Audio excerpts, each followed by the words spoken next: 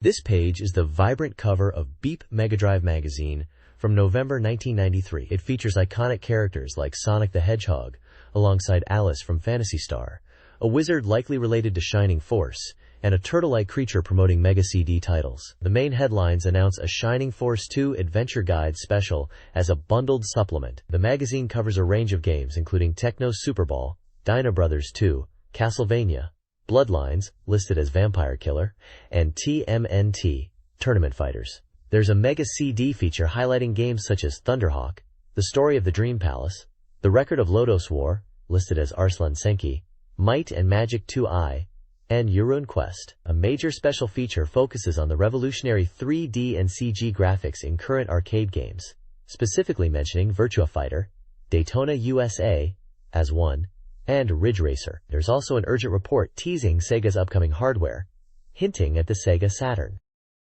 This page features Disney's Aladdin prominently at the top, showcasing stunning artwork of Aladdin and Abu flying on the magic carpet, recreating the magic of the hit movie on the Mega Drive. The accompanying text praises the game's ability to capture the anime film's quality with high functionality, highlighting the story of Aladdin and Jasmine, the excellent graphics, and the thrilling action sequences that make anyone feel like they are Aladdin. A screenshot provides a glimpse into the platforming gameplay.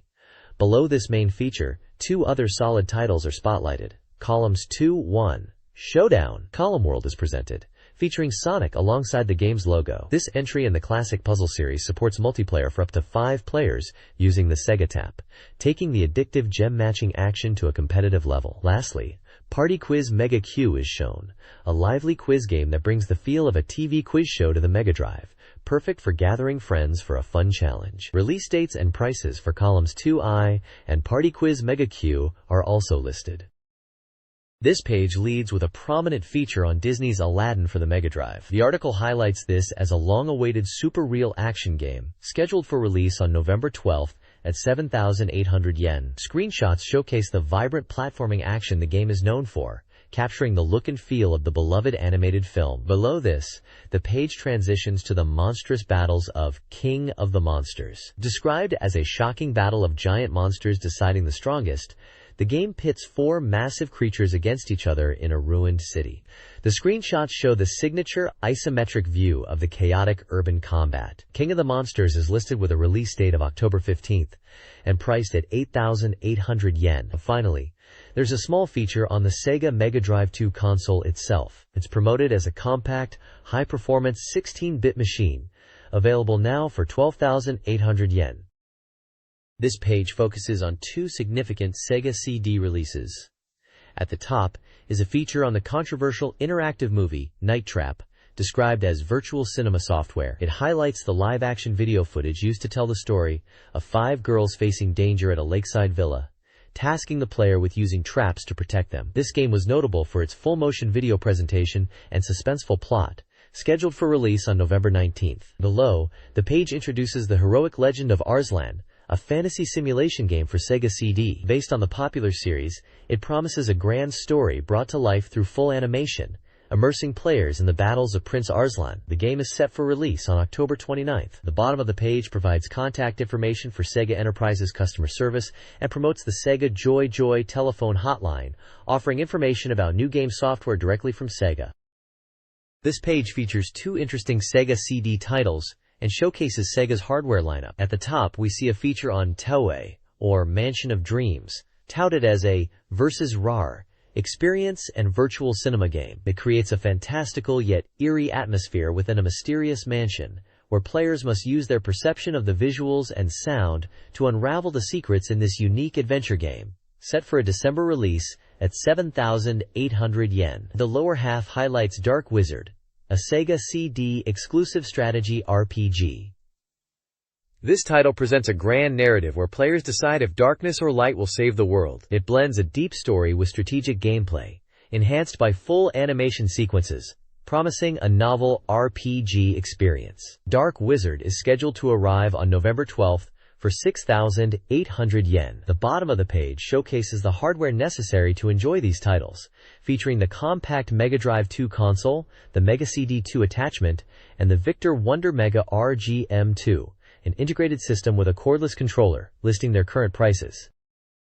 This page features the highly anticipated tactical RPG, Shining Force 2, The Ancient Seal, for the Mega Drive. The artwork prominently displays the main character, highlighting the game's fantasy setting. The text emphasizes the game's captivating nature, promising a succession of surprises, and directly appealing to fans of role-playing games. Screenshots showcase the signature grid-based battle system and town exploration views. The game is already on sale, having received positive reception, priced at 8,800 yen. There's also a large promotion offering a chance to win prizes, including a Mega Drive 2 console set and McDonald's character goods. The bottom of the page also features an ad for the compact Mega Drive 2 console itself, available for 12,800 yen. This page features new releases for the Game Gear handheld console. At the top is Madu Monogatari I, an RPG featuring the beloved characters from the Puyo Puyo series, including Arle and Rulu. It promises sampled voices for character dialogue and introduces a new 3D dungeon exploration system. Screenshots show the first-person dungeon view and character portraits during conversations. This title is slated for a November 26th release for 5,500 yen. Below that is Ultimate Soccer, a realistic football simulation for the Game Gear. It boasts a large number of international teams, single-player and two-player modes, and various tournaments like the Winners' Cup and league matches, plus penalty shootouts. Players can customize settings, such as wind, difficulty, game speed, rules, and team formations. It was released on October 29th for 3,800 yen. A smaller section promotes the Mickey Mouse Pack, a Game Gear bundle including the console and the fantasy action game Mickey Mouse, Castle of Illusion. This pack was offered at a special price of 15,800 yen. The page demonstrates Sega's support for its handheld system with a variety of genres. This page unveils a highly anticipated collection of official merchandise for the legendary Phantasy Star series. The stunning illustration depicts iconic characters like Alice Landale, Mayao, and others from the epic sci-fi fantasy RPGs, confronting a formidable foe. The announcement highlights that these items are long-awaited and available exclusively through mail order from Roxanza and Sega. The merchandise line includes several exciting products for fans. There's a multi-disc Phantasy Star sound collection featuring original tracks and arrangements, a sound collection focused on later series entries, an official art book packed with illustrations, and character goods such as t-shirts and bandanas. This collection offers dedicated fans a chance to own official items celebrating the beloved series, available for pre-order and release in late 1993. This page announces Orgel, the fourth title in Data West's Psychic Detective series, coming to the Mega CD on December 10th for 7,600 yen. This adventure game leverages Data West's DAPS engine, boasting a playback system that supports extensive continuous video, with nearly 50 minutes of non-stop footage. A major highlight is the implementation of full PCM voice acting for all character dialogue, except for the protagonist's internal monologue, immersing players in the mystery. The game utilizes a system called Version IM, emphasizing interactivity tailored for the Mega CD hardware. The story revolves around psychic detective Kyo Yatsuki, a mysterious woman, and a dark plot involving an Ichimatsu doll, a strange house, and a series of murders during a hot summer. Screenshots show the titular doll and a scene with a car, hinting at the visual style and some key elements of the game's presentation. This page is an announcement for the Sega Mega Drive port of Konami's arcade shooter, Lethal Enforcers. It promises a perfect conversion of the arcade game's intense excitement, featuring digitized realistic visuals and the tense feeling of reloading ammo. The port includes one light gun and supports two-player simultaneous play, either with one gun and a pad, or with two guns, if the Justifier gun is purchased separately, replicating the arcade experience. The game was scheduled for release on November 26th for 9,800 yen before tax. Several small screenshots show the digitized graphics from the game. Also present on the page is Sparkster, the hero from Konami's Rocket Knight Adventures. This page is a striking advertisement for the Mega CD version of Konami's light gun shooter, Lethal Enforcers. The headline captures the game's intense atmosphere, speaking of hands sweating as you grip the revolver, and the unbearable tension requiring split-second judgments to identify and accurately shoot criminals. The visual is dominated by a close-up of a revolver cylinder loaded with bullets, juxtaposed against a stylized night cityscape backdrop, emphasizing the gritty police theme. The advertisement announces the Sega Mega CD release is scheduled for October 29th, priced at 9,800 yen before tax. It highlights the game's focus on realistic digitized graphics and the thrilling experience of handling the weapon. This page features striking artwork for Street Fighter II Plus Champion Edition on the Sega Mega Drive. A dynamic illustration dominates the upper half, showcasing 6 iconic fighters from the game. The stoic Green Beret Guile, the powerful sumo wrestler E. Honda, the agile Interpol officer Chun-Li, the wild beastman Blanka, the disciplined martial artist Ryu, and the fearsome Russian bear wrestler Zangief. Each character is rendered in a distinct style, standing in front of vibrant colored backgrounds, with their names displayed in Japanese below. The lower section features the prominent logo for Street Fighter II-Plus, confirming it's the definitive Champion Edition release for the platform. The bottom of the page includes Capcom's company details and contact information for their various branch offices across Japan, underscoring their presence and support for the game. This page is purely promotional artwork and company information, highlighting the star characters and the game title itself. This page showcases more impressive artwork for Street Fighter II-Plus Champion Edition on the Sega Mega Drive, featuring another set of iconic characters: Ken, Dhalsim, the claw fighter Balrog, Sagat, the boxer M. Bison, and the dictator Vega. The striking visuals are accompanied by the bold declaration, "The Mega Legend begins." The focus is squarely on the Mega Drive exclusive software Street Fighter II-Plus, confirming it's now available for 9,800 yen. It highlights the addition of new modes like Match Play, Elimination, and Excite Mode, emphasizing that the battle is solely based on your skill. Also featured is the Capcom Power Stick Fighter MD, a dedicated controller for the Mega Drive, designed to enhance the game's intensity with features like speed adjustment. It's presented as the ideal way to experience the game and is also currently on sale. There's a brief mention of a prize draw contest for those who return the product questionnaire. This page features the Sega CD release of Might and Magic 2 Wines, Isles of Terra. This classic 3D RPG, known for captivating players worldwide, is highlighted for its expansive world, encompassing a huge map with 64 distinct areas, including towns, dungeons, and castles. The core appeal lies in the freedom to explore and unravel numerous intriguing quests.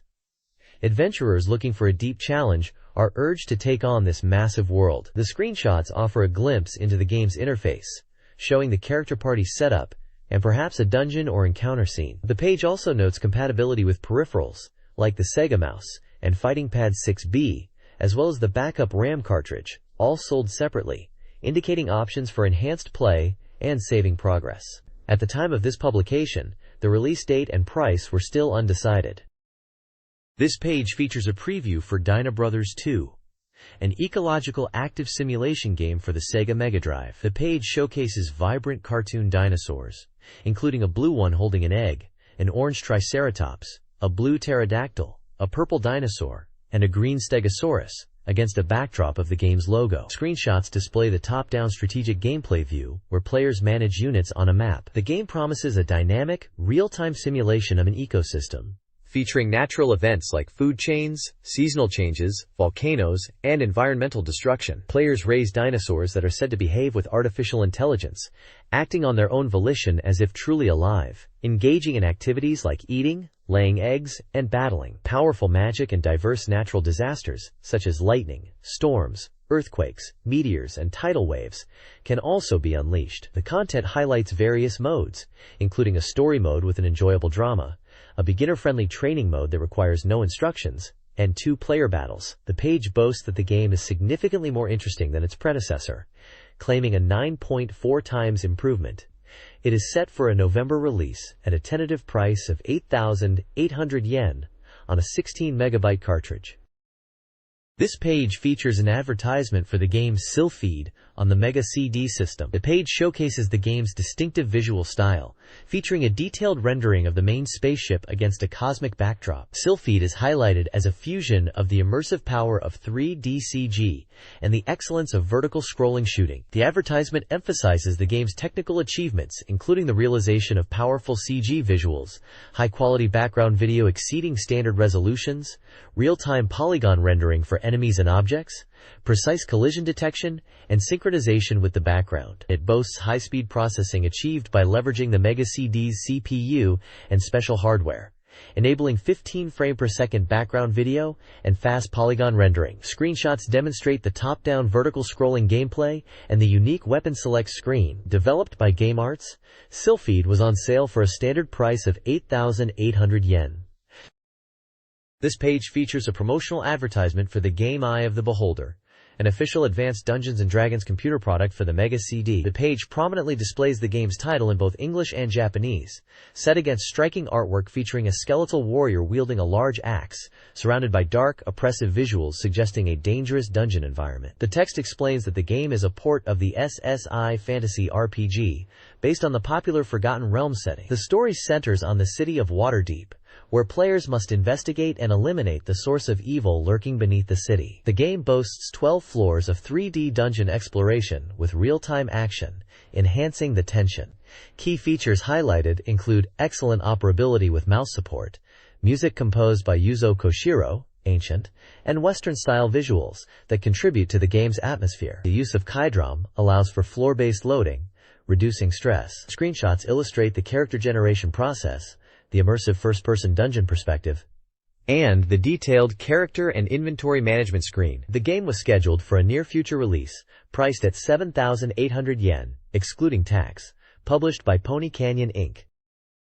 This page features the historical simulation masterpiece, Nobunaga's Ambition, Zenkokuban, arriving on both the Mega Drive and Super Famicom.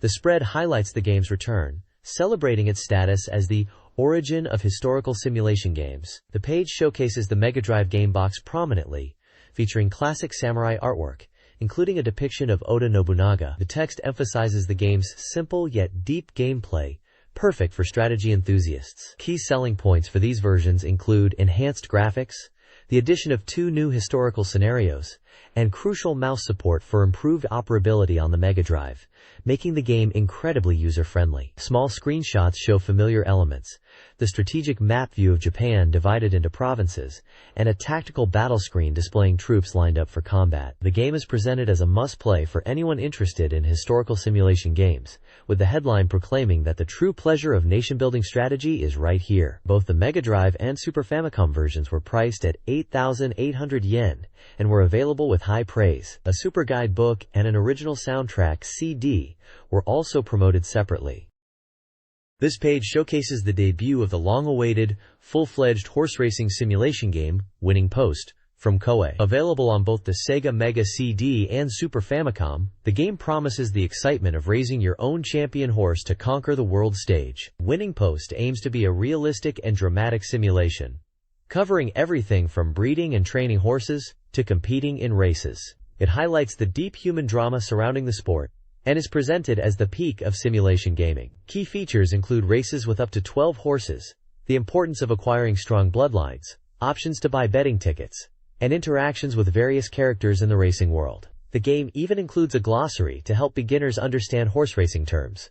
Visuals on the page show a vibrant race scene with jockeys and horses, along with screenshots depicting game interfaces like character portraits, stats, and the in-game race view. The Mega CD version was priced at 9,800 yen, while the Super Famicom version was 12,800 yen, offering simulation fans a new and detailed experience on their respective platforms.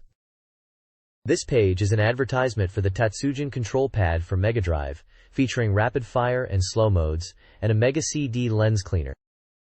This page is an advertisement for the Amusement Media College, boldly titled, Amusement Genesis Century. The striking visual shows a woman riding a dinosaur, suggesting the exciting, groundbreaking nature of the fields covered by the school. This college, supported by leading production companies in games, anime, comics, and voice acting, is scheduled to open in April 1994 and is currently recruiting its first students. It aims to train creators for the new media era, with strong industry connections. The school offers departments, including computer games, animation, comics, and voice actor talent. The ad provides details on how to apply for free admission guides, the school's location in Jingumae, Shibuya, Tokyo, and access via multiple train lines. Contact information and a phone number, 033478-0321, are listed for inquiries. They highlight special scholarship opportunities for the inaugural class and announce upcoming school information sessions. A photo at the bottom shows 3 students, perhaps representing the hopeful creators the school aims to foster.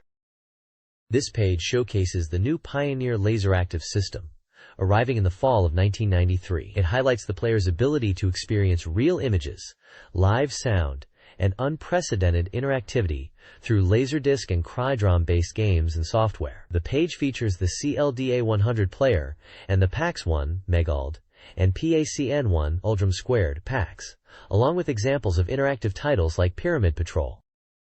This page is the table of contents, outlining the features and reviews in this issue. It kicks off with a look at new software across various platforms, including titles like Sonic Spinball, Tecmo Super Bowl, Castlevania, Bloodlines, and Lemmings 2. The Hot Menu section dives into games such as Bomberman 2, Teenage Mutant Ninja Turtles, Tournament Fighters, Battlemania, and King of the Monsters. A major special feature is dedicated to the groundbreaking 3D percentagram graphics in arcade games like Virtua Fighter and Daytona USA, exploring the cutting edge of visual technology at the time. Urgent News covers exciting releases and previews, including Microcosm, Virtua Racing, the highly anticipated Phantasy Star IV, and Hybrid Front, alongside a mention of the Wonder Mega M2. The magazine also teases a deep dive into Sega's next-generation hardware. A dedicated section, the Mega CD Press, previews new titles for the Mega CD add-on, featuring games like Thunderhawk, Arslan Senki,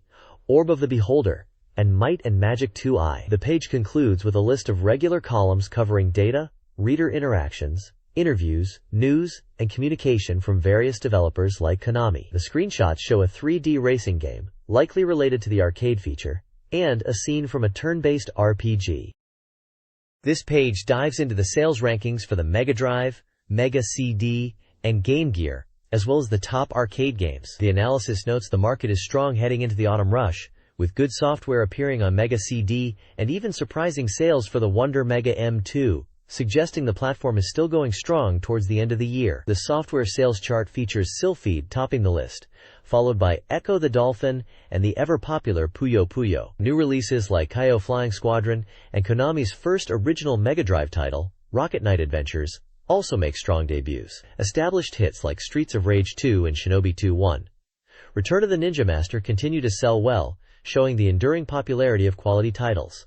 The commentary highlights interesting points, like the planned PC Engine port of Puyo Puyo, and the fresh feel of Kyo Flying Squadron. The arcade section showcases the most popular titles currently creating buzz. Stank's fighting game Samurai Showdown is a high ranker, but Sega's racing game Outrunners takes the top spot. Namco's Air Combat and Banpresto's Mobile Suit Gundam fighting game are also popular, alongside Sega's minigame collection Taunter. The page notes the excitement generated by new releases and fighting games in arcades, suggesting a continued boom. This page dives into what Mega Drive fans are hoping to see ported from other platforms and the most anticipated upcoming games. The first section, Port Request Games Top 20, reveals the titles users are clamoring for. Topping the list are popular fighting games like Fatal Fury 2 and Samurai Showdown, reflecting the genre's popularity seen in the previous page's arcade charts. Racing hit Outrunners is also high up, alongside titles like World Heroes 2 and Captain Commando. Excitingly, the page notes that ports for Art of Fighting and Outrunners have actually been decided. Great news for fans. Screenshots of Art of Fighting and Super Baseball 2020, another planned port, highlight these upcoming arrivals. The second major section, long-awaited new games Top 15, showcases the most anticipated upcoming Mega Drive, Mega CD, and Game Gear titles. Leading the pack is the impressive 3D racer Virtua Racing for the Mega Drive, praised for its graphics. Phantasy Star IV. The End of the Millennium takes the second spot, noting a title change during development. The third spot goes to the Mega CD title Mansion of Hidden Souls, highlighted for its use of CG and showing the system's potential. The commentary suggests a slight lull in new releases, but anticipation remains high for titles like Sonic the Hedgehog 3, Streets of Rage 3, and the Mega Crides Popful Mail and Battlemania Daigenju, among others, ensuring a strong finish to the year. This page features the BeepMD Race Review Corner, where different reviewers weigh in on upcoming games using an odds system to rate them. The introductory text notes a slightly slower pace of new releases recently compared to last month, but highlights that there are still plenty of exciting games on the horizon, perfect for long autumn nights. Two upcoming titles are reviewed. Columns 2i and Pebble Beach Golf Links. Columns 2i, releasing October 15th, is highlighted for its enhanced versus mode, supporting up to 5 players, building on the classic puzzle formula. While one reviewer notes the graphics feel simpler compared to PSC or Super Famicom versions, the gameplay is solid, and the new versus features make it lively and fun, particularly recommended for girls by one reviewer. It scores an average of 7.25. Pebble Beach Golf Links, releasing October 29th, is presented as a sequel to the renowned Augusta Golf series. This game faithfully recreates the famous American course using polygons, and offers 4 different play modes. The reviewers praise the realistic course design and detailed visuals, although some comment on slow screen transitions and less detailed graphics compared to PC versions. The overall simulation aspect, wealth of modes, and clear shot settings make it a highly complete golf game. It scores an average of 7.0. The section also briefly introduces the diverse panel of reviewers, including a beginner, a foreign game enthusiast, a group of hardcore players, and a general gamer. This page continues the BeepMD Race Review section, assessing 4 more upcoming titles for the Mega Drive and Sega CD. First up is Party Quiz Mega Q, a quiz game parodying TV shows, scoring an average of 7.25. Reviewers praise its thorough take on the quiz show format and the lively multiplayer mode supporting up to 5 players, noting a wide variety of questions makes it enjoyable, perhaps even worth buying the Sega Tap accessory for. Next is Jansho Toryumon, a mahjong game certified by the Japan Mahjong Association, averaging 6.25. While a standard mahjong title with a watch mode featuring a professional player, reviewers found some elements a bit hard to read or control, but it's a solid entry for fans of the genre and specific players. Then there's Vey for Sega CD, an RPG with an average score of 5.0. Despite being on CD, reviewers felt the visuals and sound didn't live up to the potential, describing the game itself as a standard RPG, comparable to early Dragon Quest, with some basic elements lacking polish. Finally, The Heroic Legend of Arslan, a simulation game for Sega CD, based on the popular novel and anime, scores an average of 6.0. While the visuals and voice acting are lauded for their faithfulness to the source material, the core simulation gameplay is considered very basic and somewhat dull, with odd unit movements noted as a drawback. The game is seen as more for fans of the series than simulation enthusiasts. This page continues BeepMD Race Reviews, featuring Lethal Enforcers, Sega CD, and Ultimate Soccer, Mega Drive. Lethal Enforcers, an arcade light gun shooter port, receives a 6.75 for its strong capture of the arcade feel. Despite some loading and visual issues, the light gun is crucial, especially for 2-player. Ultimate Soccer, despite decent sound, earns a 5.25 for its basic controls and somewhat standard gameplay. Other Sega titles like Aladdin, Columns 2i, and the previously reviewed Vey on Sega CD are briefly discussed, with positive comments on Columns 2i's multiplayer, and a recommendation to consider Aladdin's potential fun factor despite a delayed release. Pebble Beach Golf Links is also mentioned as a classic title to keep an eye on. The BeepMD Reader Race, a reader-driven ranking of Mega Drive and Mega CD games, presents Volume 32. Sylpheed tops the list. Featured games include Kyo Flying Squadron, ranked 30. Praised for visuals but with mixed opinions on voice acting and difficulty. Rocket Knight Adventures, 62, is lauded for simple controls and varied stages, though some found the action shallow. Marble Madness, 73, despite its age, is praised for its port and replayability, but mouse control is a drawback. Berry Arm, 86, gets positive feedback for graphics and aesthetic, but content and gameplay are deemed somewhat lacking. LHX Attack Chopper, Other, is described as having a typical Mega Drive feel, but a simplistic progression. Competition at the top is fierce, with Sylpheed's lead seemingly vulnerable to upcoming releases. The next page continues the BeepMD Reader Race rankings, listing games from position 58 downwards. It then highlights several titles outside the top ranks. The Single Horse Race Introduction section features Super League CD at 89, a baseball sim praised for new modes but criticized for slow screen transitions. Eliminator, down at 149, a vertical shooter, gets attention for its sudden appearance and derivative elements, though one reviewer found it an intense shooting experience. Powermonger, at 151, a simulation game, is noted as improving with play despite slow processing, offering freedom in approach. The Attention Horse Race introduction spotlights Wolfchild at 244, deemed ordinary with simple boss patterns, and Gods at 265, an overseas title with plain visuals and awkward movement but highly praised music. The page concludes with reader comments on game experiences and rankings. This page features the popular Mega Reader Race rankings, continuing the list of games voted on by readers. The main highlight is a detailed review of Landstalker, The Treasures of King Null, ranked 11th in this race. The review, penned by London Kobayashi, praises Landstalker's unique isometric 3D perspective, achieved through the DDS 520 system, noting its similarity to PC titles of the era.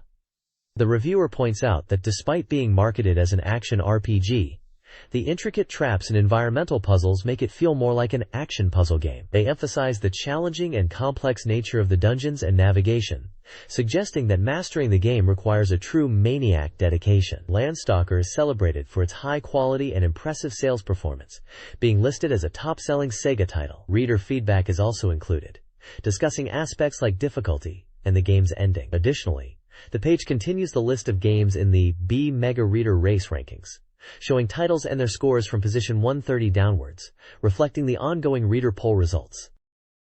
This page continues the Mega Reader Race rankings, listing games from position 202 downwards, reflecting the results of the reader poll. The main features include reviews and commentary. Under the heading Decision, this magazine's reporter's bet, Olix Koji reviews F-22 Interceptor, praising its polygon graphics and unique blend of flight simulation and action gameplay, noting it strikes a great balance. Reader and magazine scores are provided for comparison. Another section highlights Alien Storm as a recommended title, recalling its arcade origins and the quality of the Mega Drive port. The reviewer expresses fondness for the game, highlighting the fun two-player co-op mode and the distinct characters, particularly the robot. A small section recommends Air Diver, a flight combat shooter, perhaps for those looking for similar experiences or noting its status. Finally, the Resting Horse section updates on the status of games that received few votes. 007.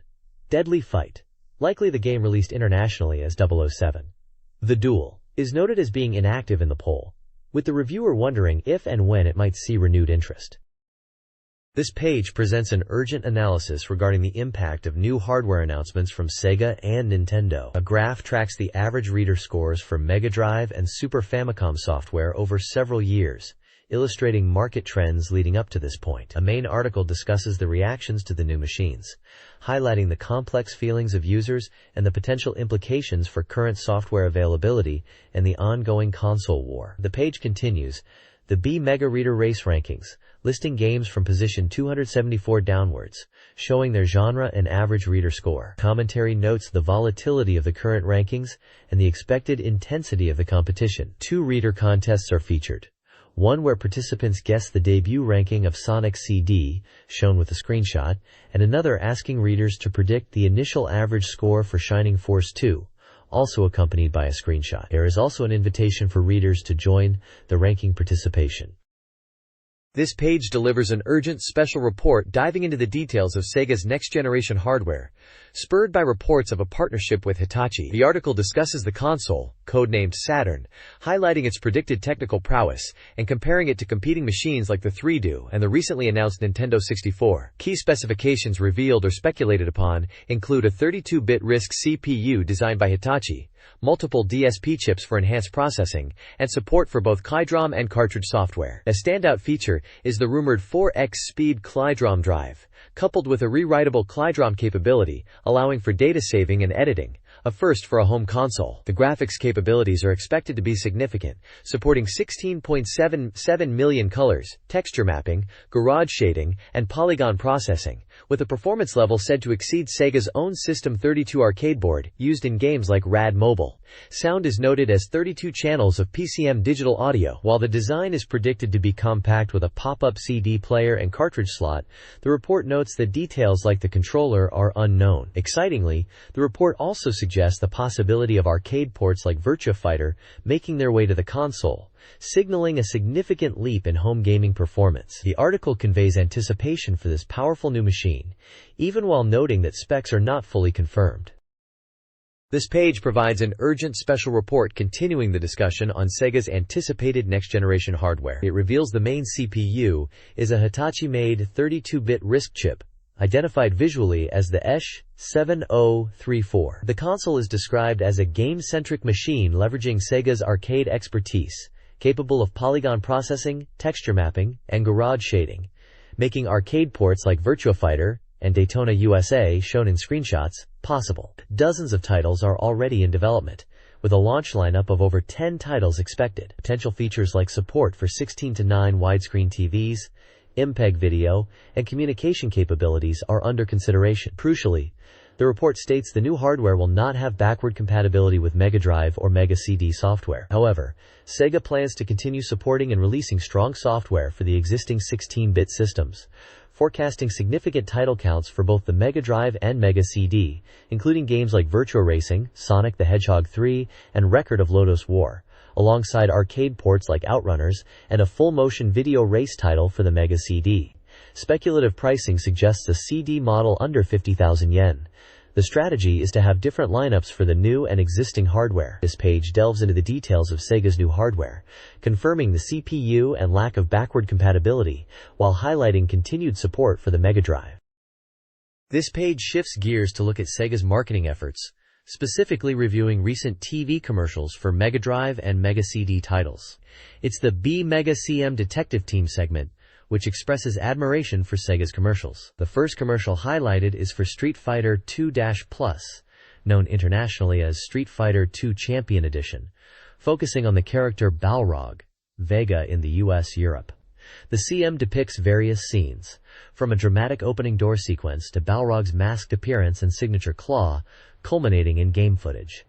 The reviewer notes that choosing Balrog for the commercial was a bit unexpected but impactful. Production anecdotes reveal struggles, like redoing Balrog's mask multiple times, and difficulty finding suitable costumes, showing the effort behind the scenes. Next up is the commercial for Sonic the Hedgehog CD, specifically the Sonic vs. Metal Sonic version. This commercial is praised extensively for its full CG animation, described as super cool, and top-tier work produced by Lynx. The article highlights key scenes featuring Metal Sonic's approach and the confrontation between the two hedgehogs. It also briefly mentions the hard work of the staff behind the creation and likens its emotional impact to the Shining Force 2 commercial. Overall, the page provides a look into the creative and sometimes challenging process behind Sega's memorable game commercials from the time, praising their visual quality and impact.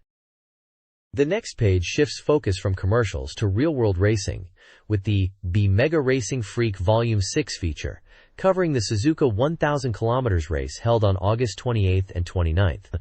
The highlight is a dynamic report on the event, specifically noting the excitement generated by a mixed field of 5 different sports car classes competing together. The page showcases various types of cars, including powerful Group C prototypes like the winning Itaria Nissan, GT machines such as the Nissan GT-R, and a Chevrolet Camaro in a Japanese battle, and even more exotic machinery like the beautiful Lotus Esprit and open-top RS class cars. The text emphasizes how the varied performance levels and the different racing lines created by the mixed classes kept the race thrilling and unpredictable. Images capture key moments, from the race start and cars battling on track, to the winning team and even the race queens, underscoring the spectacle of the event. The Itaria Nissan is pictured running at night with its lights on, illustrating the endurance aspect of the 1,000 kilometers distance. This feature celebrates the intensity and variety of real-life sports car racing.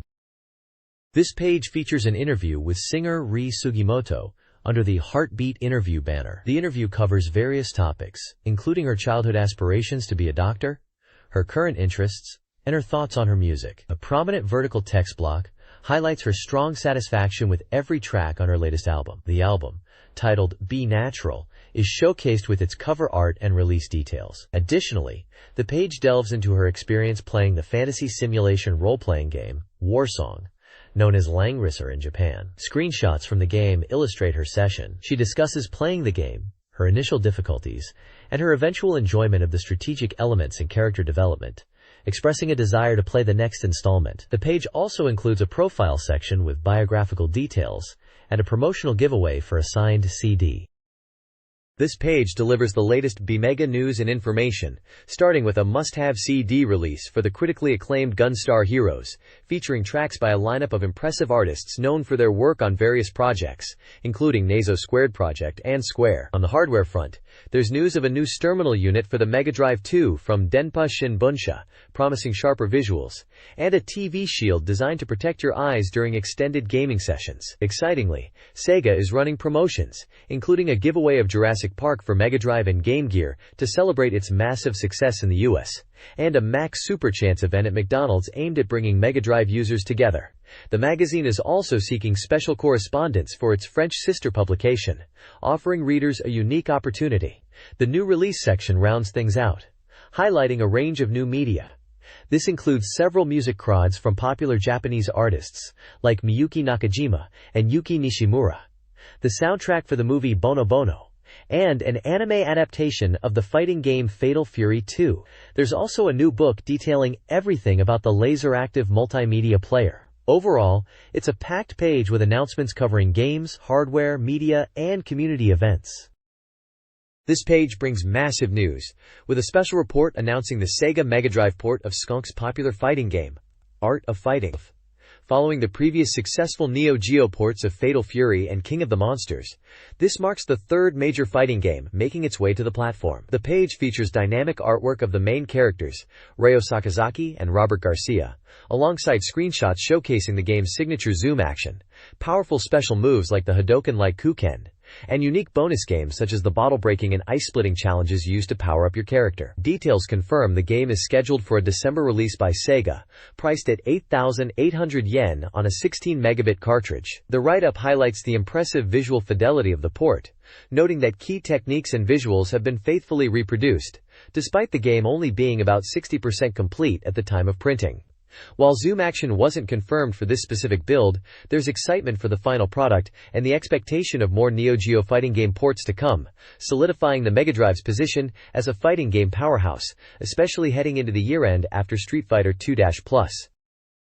This page presents a special report on Microcosm, a unique 3D shooting game that puts you inside the human body. Originally released on FM Towns, this title is confirmed for ports to the 3DO and the Sega CD, promising a bizarre and immersive experience. The game utilizes fractal technology to render the complex biological environments, making you feel as though you've truly shrunk and entered a living world, much like something out of a sci-fi movie. You pilot your craft through different stages within the body, such as blood vessels, lungs, and the brain, battling enemies using a variety of weapons. The page highlights the game's impressive graphics and the inclusion of numerous dynamic animation sequences, including demos and cutscenes that enhance the overall presentation. You even get a glimpse of the protagonist who undergoes this microscopic journey. Microcosm's strange premise and cutting-edge visuals certainly make it a title to watch for Kriskabdram gamers.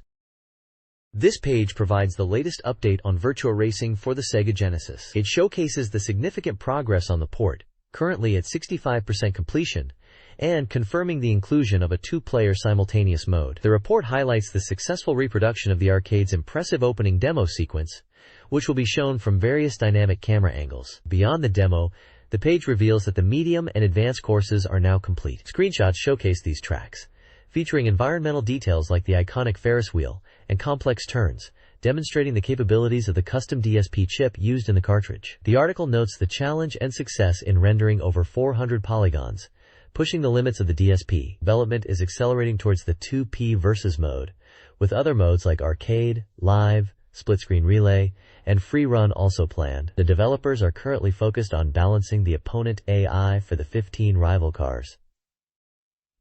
Overall, the visuals captured here suggest the Genesis port is shaping up well, promising a solid racing experience. This page dives deeper into the development of Virtua Racing for Genesis, featuring more screenshots and a queue and a section where a developer addresses player feedback on features like 4-player split screen and the possibility of saving ghost data. This page features breaking news about Phantasy Star IV, the end of the millennium for the Genesis. It confirms the official subtitle and notes that while initially called IV, the developers prefer this title as it better reflects the game's place as a direct successor to the first two entries. set 1,000 years after Phantasy Star II. The game is listed at 80% completion, set for a December release at 8,800 yen, and will be a 24 megabit RPG with backup battery save. Big news for fans is the potential release of the original Phantasy Star on Genesis, hinted at as a bonus item for a campaign, but with the possibility of a general release based on fan demand. Additionally, a series of music grids covering tracks from Phantasy Star I, II, and II-I are announced for mail order, with a Phantasy Star I VCD and art book also planned. A developer comment emphasizes the game's goal to be accessible to newcomers while still offering depth for longtime fans who have played the earlier titles.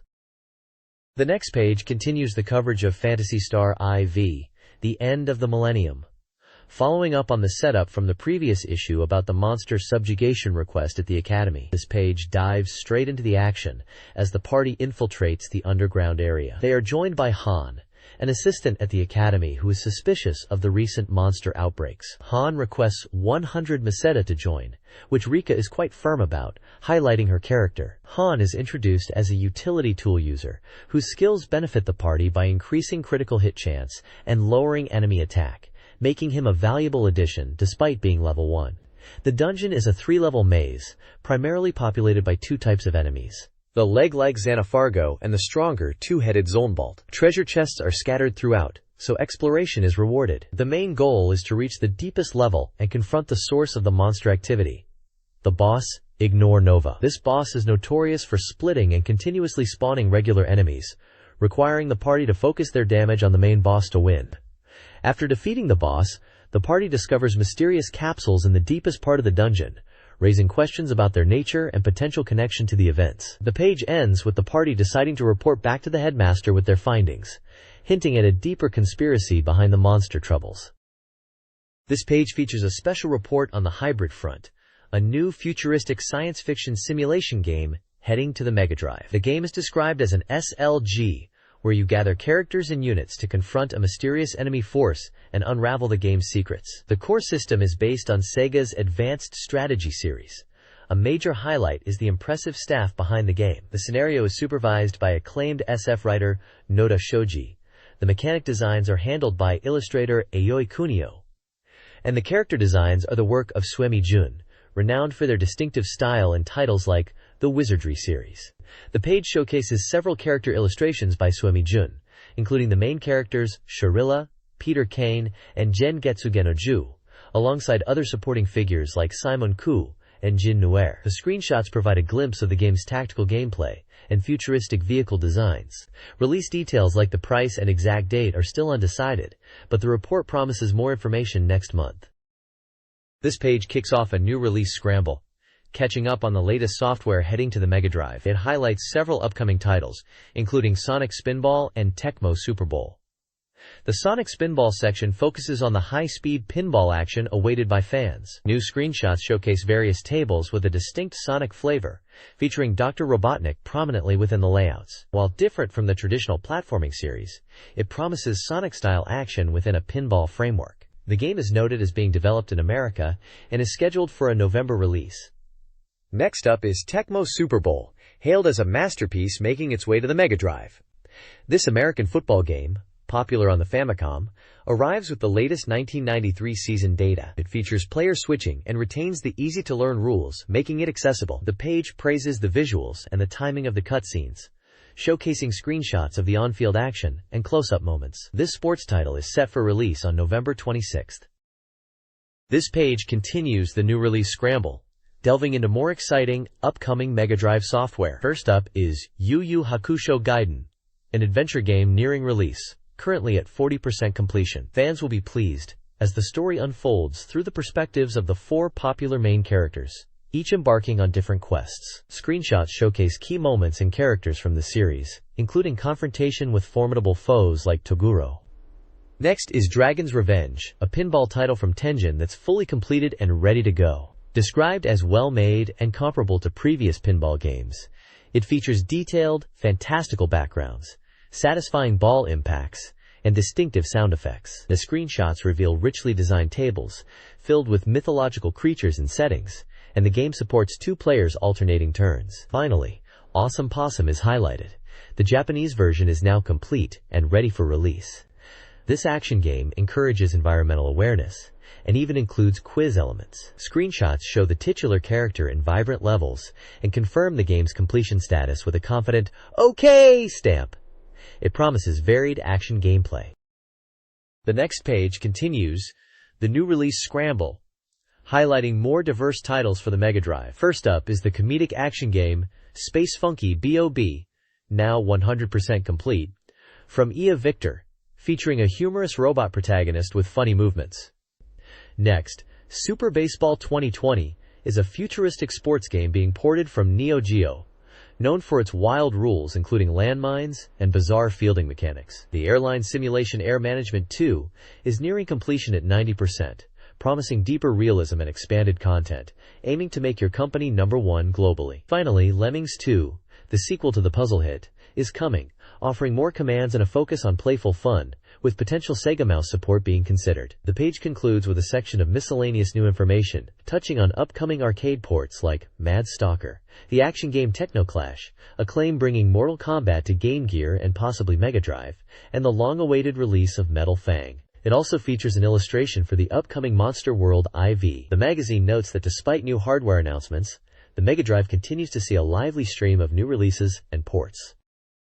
This page focuses on the Victor Wonder Mega RGM2, a multimedia console integrating the Mega Drive and CD functionalities. It highlights the positive reception since its July release, acknowledging some price concerns but emphasizing the console's valuable features and performance. A key selling point is the bundled cordless controller, which many buyers found to be a deciding factor. With 90% reporting, it is easy to use. The article discusses how the cordless pad fundamentally changes the gaming experience, freeing players from being tied to the TV screen and addressing the previous issue of feeling confined by controller cables. An interview with Victor's developers delves into the design philosophy, focusing on the importance of hardware complementing the software, especially the image, sound, and user interface. They express confidence in the cordless pad's performance, range, and reliability, stating they want users to experience the sense of liberation it provides. The page also includes a reader giveaway to win a Wonder Mega RGM2 after testing it for a month. This page presents BeepMD, a section dedicated to reader interactions and magazine commentary. It opens with a lighthearted discussion about sports, lamenting how gaming often only exercises the fingers. The reader mail column delves into various topics. One letter touches on a past misrepresentation of Puyo Puyo's character, Sohabidan. Another highlights a quirky detail in the Mega CD baseball game Jikyu Powerful Pro Yakyu 94, where a player character's face is apparently copied from the previous game's character, prompting a humorous response from the editor, Nemo. Other letters discuss the Madu Monogatari series and issues with obtaining game manuals for titles like Shining Force CD and Advanced Daisenryaku. Nemo explains that manuals aren't sold separately and recommends users keep them safe or buy another copy of the game. The Mega Talk segment features editor Namo, recommending books and movies to readers, ranging from classic literature like Mark Twain to specific Japanese films, suggesting different emotional impacts they might have. Finally, the Music Test No. 7 section focuses on the BGM from the Mega Drive shooter Gainug. It notes the music is taken from Round 4 of the PC Engine game Chao Aniki, which served as the basis for Gainug, and mentions the game's strange enemies. A circular image displays a screenshot from Gainug.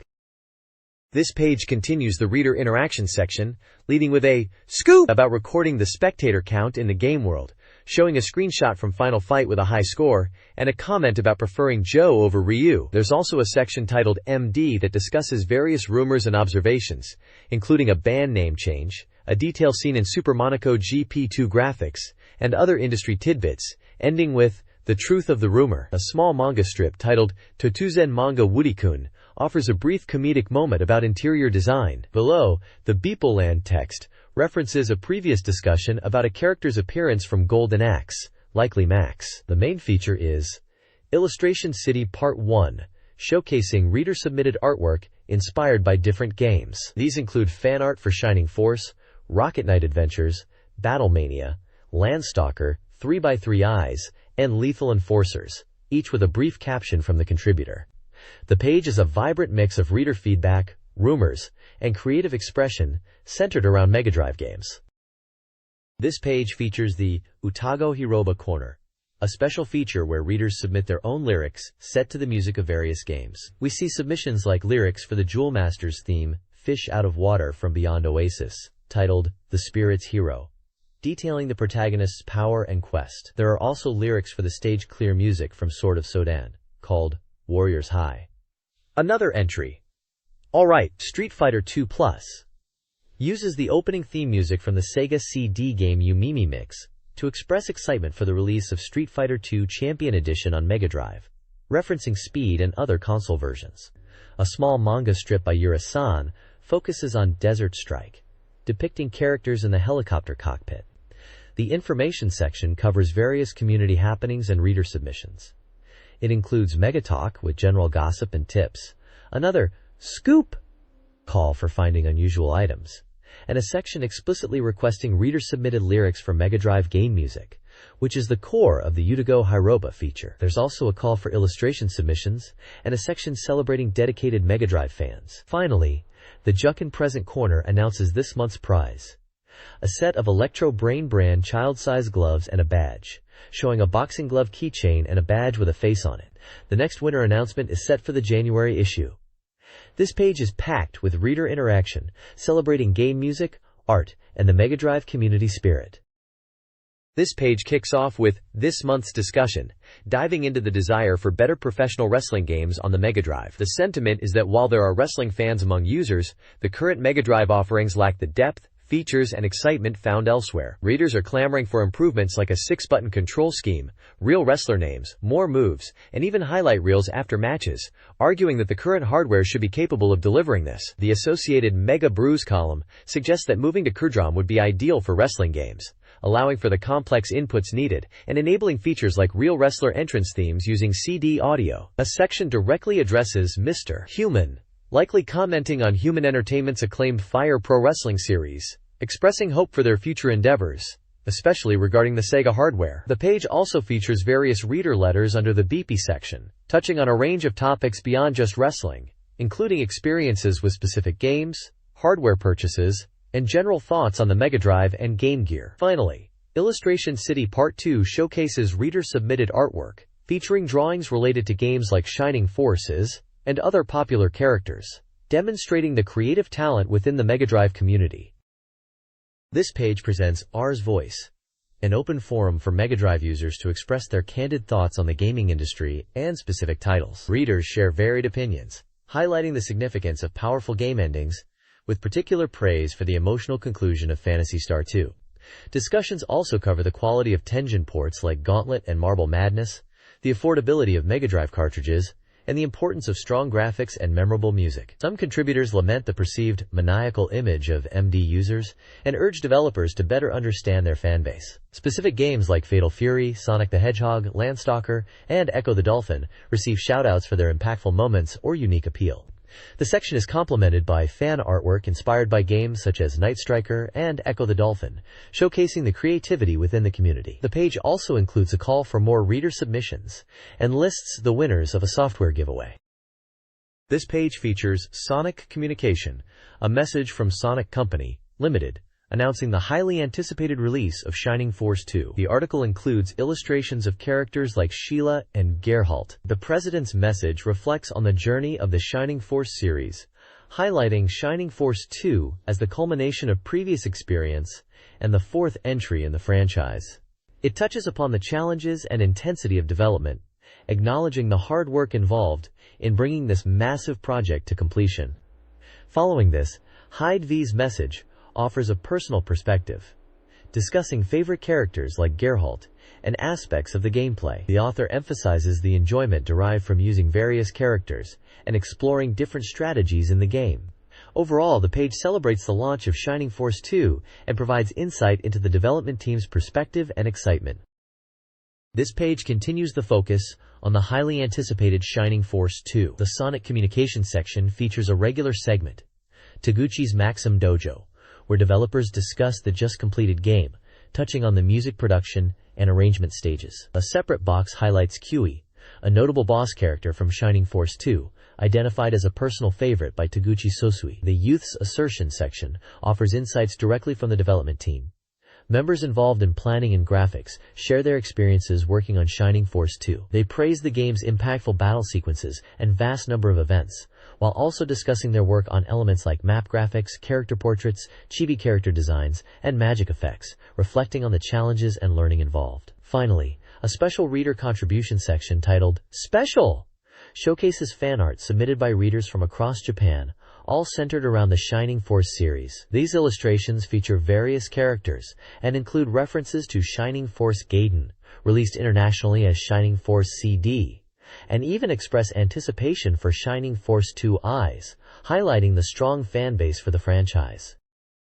This page is the Treasure Factory section, straight from the developers at Treasure. The main focus is on a promotional event for the game, known internationally as Mick and Mac Global Gladiators. There's a Mac Super Chance mission described, involving buying the game and going to McDonald's for an eat-in meal, hinting at some kind of time reward. The article mentions how the game content varies by region, showing screenshots of enemies or stage elements from the Genesis version. The page also features a reader mail corner called Scatter Network, where fans send in postcards. A new segment, the One-Word Grand Prize, highlights brief comments from readers, with one anticipating Global Gladiators more than Gunstar Heroes. This section includes fan art, prominently featuring characters from Gunstar Heroes, alongside comments praising the game and characters like Yellow. The High Hand Grand Prize is awarded in this section, celebrating reader contributions, ending with a motivational message from Treasure encouraging players.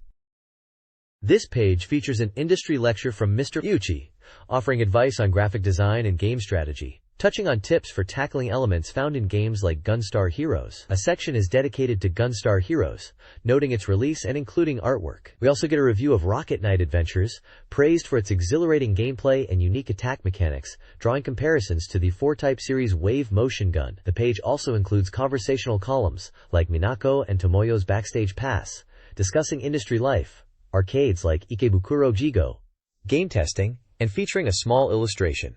There are sections for reader contributions, such as Otaku no Sokutsu and Bakuri Suten Pako Pako, featuring comments and possibly fan art, with mentions of readers like Namiko. The editor's afterword ties back to the previous page's Global Gladiators content, referencing a McDonald's time and specific button inputs. Finally, there's a call for postcards with the magazine's address for submissions. This page features a special section titled Magazine Jack Mega Drive Third Party, Do As You Please, where various third-party developers get to fill space with whatever they like. The Capcom section includes a queue and a format, discussing their involvement with the Mega Drive, particularly mentioning Street Fighter II. The conversation touches on developer perspectives and humorous exchanges, including a question about Street Fighter characters like Guile and Cammy, and an answer playfully referencing the magazine itself and offering secret base invitations. Next is the Vic Tokai section, focusing on Battlemania Daiginju, known internationally as Battlemania 2 or Troubleshooter 2. It highlights a Nuri coloring page campaign related to the game, describing how flyers with coloring pages were distributed and encouraging readers to participate. It also mentions distribution at toy stores and game shops. Finally, the Want to be Dyed in Your Color corner presents illustrations, likely featuring characters from Battlemania 2 in traditional Japanese attire, possibly as part of the coloring campaign or reader art submissions, inviting participation. This page continues the third-party Magazine Jack section, featuring content from different companies filling their allotted space. Tenjin kicks things off with an anecdote about experiencing bad weather at shows and mentions their upcoming games. They highlight Awesome Possum, described as a crazy action game where the hero, Awesome Possum, fights against Drive Makino to save the environment, showcasing a screenshot of the game. There's also a mention of answers to a quiz related to the game. Next up is Dragon's Revenge, presented as a new pinball game and a sequel to Dragon's Fury, set in a fantasy world where you use a ball to rescue companions sealed in crystals by an evil dragon. A screenshot shows a sorceress character from the game. Finally, Koei provides a humorous manga titled Secret History of the Mongols, which appears to poke fun at their historical simulation series and mentions adding various historical figures like Kublai Khan and Genghis Khan. The page ends by referencing the Mega CD release of Secret History of the Mongols / Aoki Ukami to Shiroki Majika by Koei. This page features Konami's Room User Hotline section, hosted by Saturn. The main topic addresses persistent rumors about the breakup of Konami's renowned sound team, the Kukeha Club. It clarifies that the rumors are unfounded.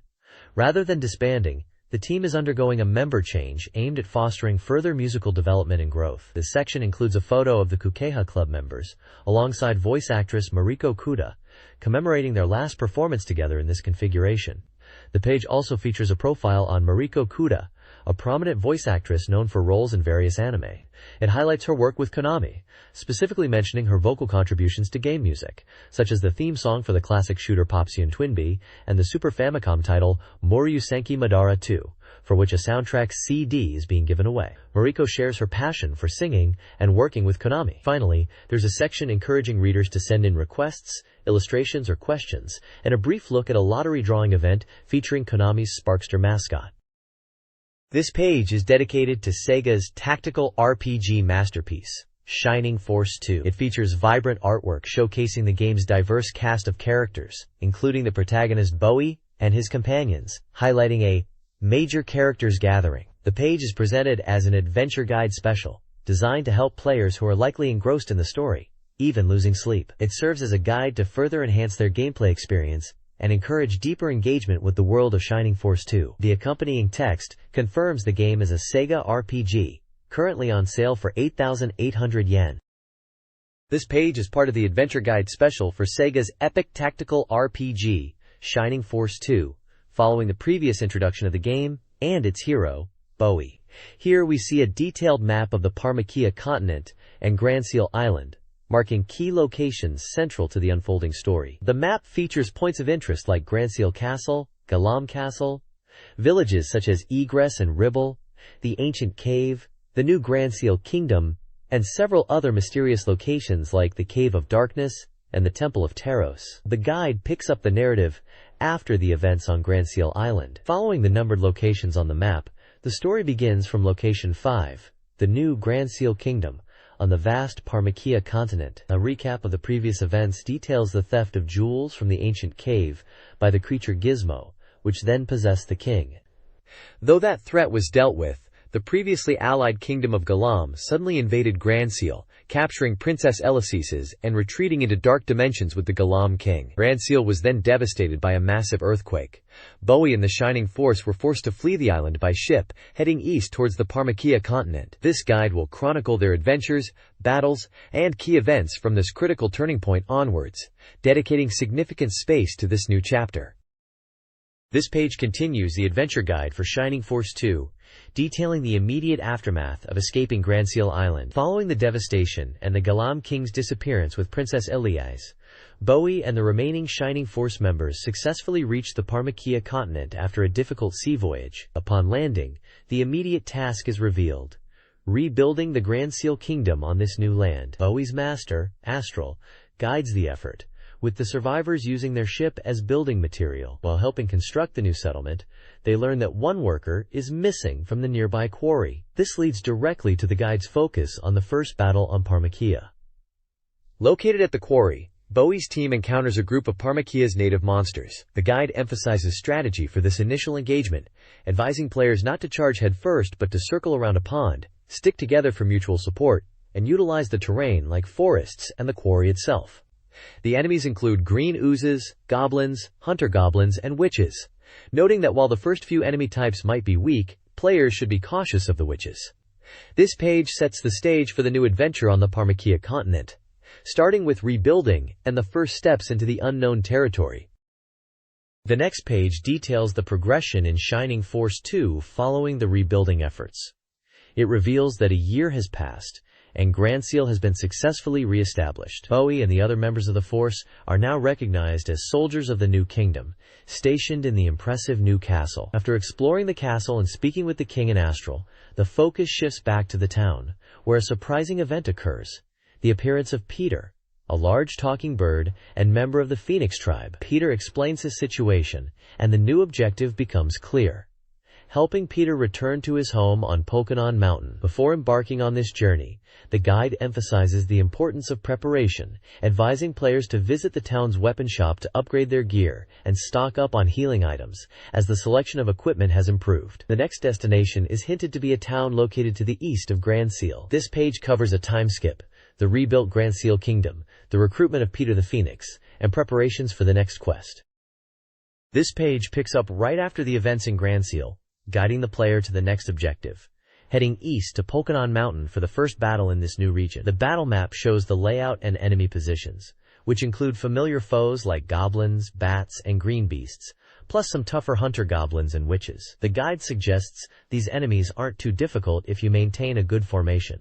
Following the battle, the party reaches Checkpoint 7, arriving at the first town on this continent, Ribble Village. However, the town is unnervingly empty, with all doors locked except one. Upon entering, they are immediately mistaken for invaders by the villagers who appear inside, leading to a tense confrontation. This is where Peter, the talking bird recruited earlier, uses his unique ability to communicate and helps clear up the misunderstanding. The page also introduces Matilda, a new centaur character who joins the force in Ribble Village after seeing the plight of the villagers. She is a ranger and brings new abilities to the team.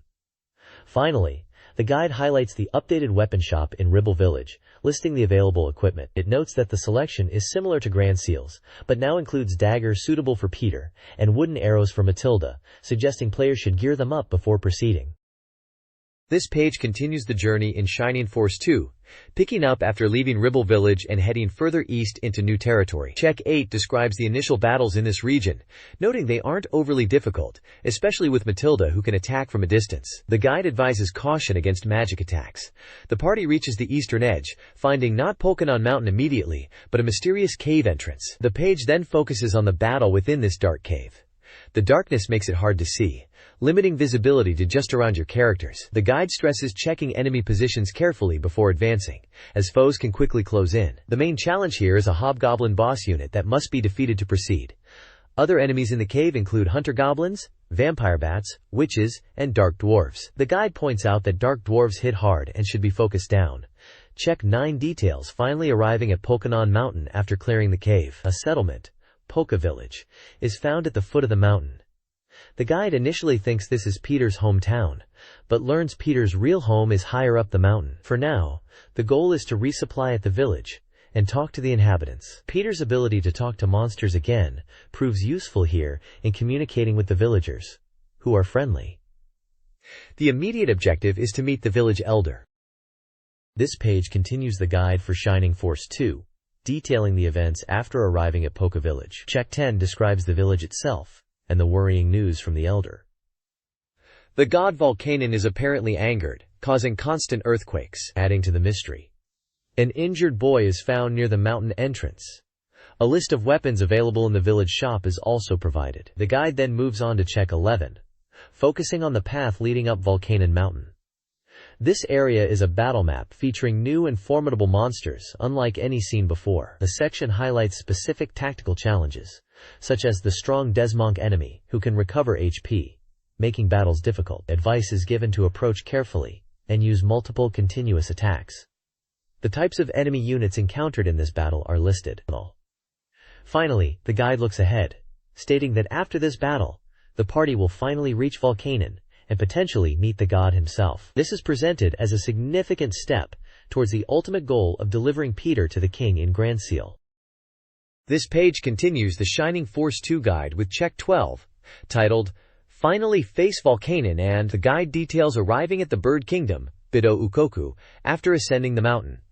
Initially, the party is stopped, but upon seeing Peter, the bird people's attitude changes completely, revealing that demons have also been causing trouble here. The Battle Bido Kingdom section explains that the kingdom is built deep within the mountain, featuring multiple floors with shops and a church. Players are advised to re-equip and talk to everyone, the bird people, before heading to the king's chambers, which is presented as the culmination of Peter's journey. Floor maps for the kingdoms 1F, 2F, and 3F are shown, indicating the layout. The final section, First to the King, describes reaching the king's room. Here, the party overhears soldiers discussing Grand Seal Island, and the name Zayon is also mentioned. The king appears to be aware of everything that has happened. The guide expresses a desire to speak with the king quickly, but states that Peter must meet him first before anything else happens. Screenshots show dialogue boxes related to these events, including mention of demons infiltrating Volcanion Mountain and the unexpected return of individuals from Grand Seal. This page continues the Shining Force 2 Adventure Guide, starting with Check 13, which explores the astounding new developments regarding the resurrection of Devil King Xeon and its connection to Grand Seal Island. The guide highlights meeting the god Volcanion at his shrine, which is crucial to unraveling the mystery. It also introduces Ruddo, the prince of the Bird Kingdom, and Peter's great friend, confirming he is a bird person. Based on information about sealing Xeon, the team is now tasked with going to the Devil's Tail for further clues, signifying a new and exciting journey. Check 14 details a return to Polka Village to obtain a raft. However, upon arrival, the party finds Ruddo battling demons, having been betrayed by the villagers who handed him over. This betrayal is deemed unforgivable. Fortunately, Geralt, a Beastman villager, steps up to join the force and fight alongside them. The guide introduces Geralt as a capable fighter, despite having a complex about his mixed heritage, and also Adler, a mysterious boy with amnesia being hunted by demons. The battle in Polka Village features new enemies, like zombies, described as challenging opponents. Finally, using the raft acquired in Polka Village, the team can travel down the river. This opens up previously inaccessible areas, including a small island, significantly expanding the exploration range. The next page continues the epic journey in Shining Force 2, picking up after getting the raft. Check 15 leads the force south along the river to the East Desert. Be warned, movement is heavily penalized here, so you'll need to strategically use your fast characters like Peter and Ruddo to lure out enemies initially, before bringing the whole team into the fray. The goal is to reach a cave visible beyond the enemy lines. Expect tough fights against foes like zombies, golems, and master mages. Check 16 takes you into the ancient passage, the cave reached after clearing the desert. Here, you meet Petro, who guards a powerful artifact called the Sky Orb. However, Petro steals the orb and heads towards Grand Seal Island. This development excites Bowie, as it seems to connect back to the central mystery. The passage itself is filled with formidable demons like gargoyles and bowshooters. The guide suggests moving through as a group, efficiently clearing enemies, and checking treasure chests along the way. The chapter ends on a cliffhanger. The door leading towards Grand Seal won't open, seemingly locked by Petro to prevent pursuit, leaving the force temporarily stuck. This page continues your progress in Shining Force 2, picking up after the route to Grand Seal Island was blocked. Check 17 details the unexpected encounter with the Kraken while navigating the river on the raft. Since you can't reach Grand Seal, you must find an alternative path down the river. The Kraken battle is tricky because your movement is restricted to the raft, while the enemy can attack freely from the water. The strategy involves focusing attacks on the Kraken's tentacles as they approach individually, being mindful of their attack range. Once multiple tentacles appear, prioritize the ones that arrive first. Defeating the main body requires a focused effort once the tentacles are dealt with. Following the Kraken's defeat, Check 18 guides you to the port town Hassoun. This town is described as run down, but it still has essential services like weapon shops, item shops, and a church. Talking to the townspeople reveals a surprising connection. The people of Hassoun and the people of Grand Seal Island are of the same race. Intriguingly, this revelation seems linked to the legendary hero Max, hinting at deeper lore and mysteries to uncover. The text notes that this unexpected conversation provided valuable insight into the game's overarching story. There's a list of items available in the weapon shop, including various swords, axes, lances, staffs, and projectile weapons, offering upgrades for the team. This page continues your journey in Shining Force 2. After arriving in the port town Hassoun, you next seek out Drive Lloyd. Initially, he's resistant to joining you, but it seems obtaining some ancient item might convince the stubborn old man, hinting at what needs to be done next to progress. Following the path west of Hassoun leads into a desert area, immediately triggering a battle. This desert battle is tough, featuring enemies like instants, gargoyles, golems, and master mages. The landscape around an oasis restricts movement, making strategic unit placement crucial.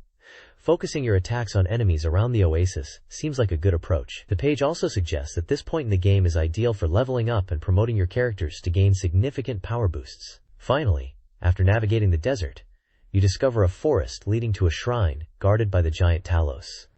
Dr. Lloyd reveals that the ancient vehicle, the caravan, is located beyond this shrine.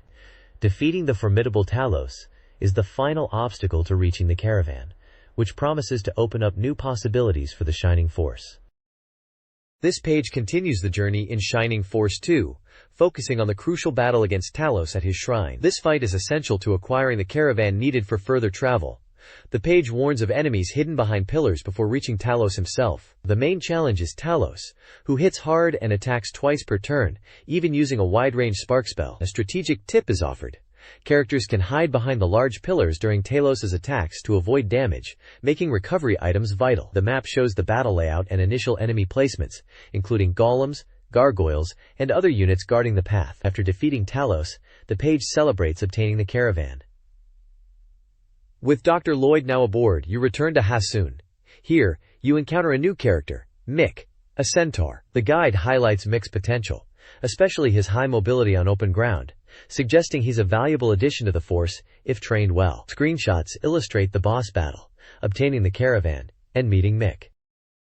This page showcases the utility of the newly acquired caravan in Shining Force 2, allowing travel over obstacles and rivers, and introduces a quest involving helping a sick dwarf. The guide then teases exciting future events, including character promotions and potential aerial travel. With the caravan obtained, the party can now explore the desert areas and beyond. A cave is discovered, where dwarfs who dug underground from Grant's Island are found, but their tunnel collapsed. One dwarf is sick, requiring the team to venture into the fairy forest to find a cure. The guide then jumps ahead, revealing thrilling future developments.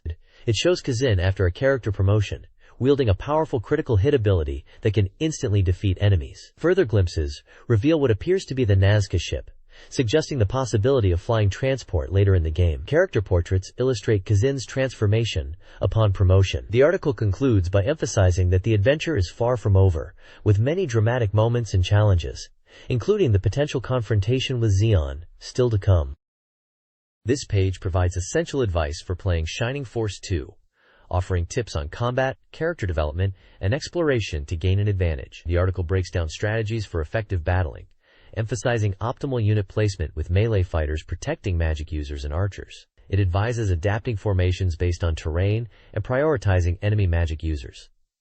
A key point is maintaining team speed to advance together. It also details the character promotion system, noting that units can be promoted at level 20, and highlighting special promotions available through specific items, like Jaha becoming a Baron. Frequent saving is strongly recommended, particularly before battles, as the game tracks character stats like kills and defeats. The guide also discusses weapon selection, stressing the importance of range, and suggesting carrying different weapons like spears and lances for versatility. Finally, it advises players to thoroughly check towns and castles, examining pots, barrels, and wells, as they often contain valuable hidden items, such as herbs or stat-boosting items. Screenshots throughout illustrate these points, showing battle scenarios, promotion details, save menus, the weapon shop, and town exploration.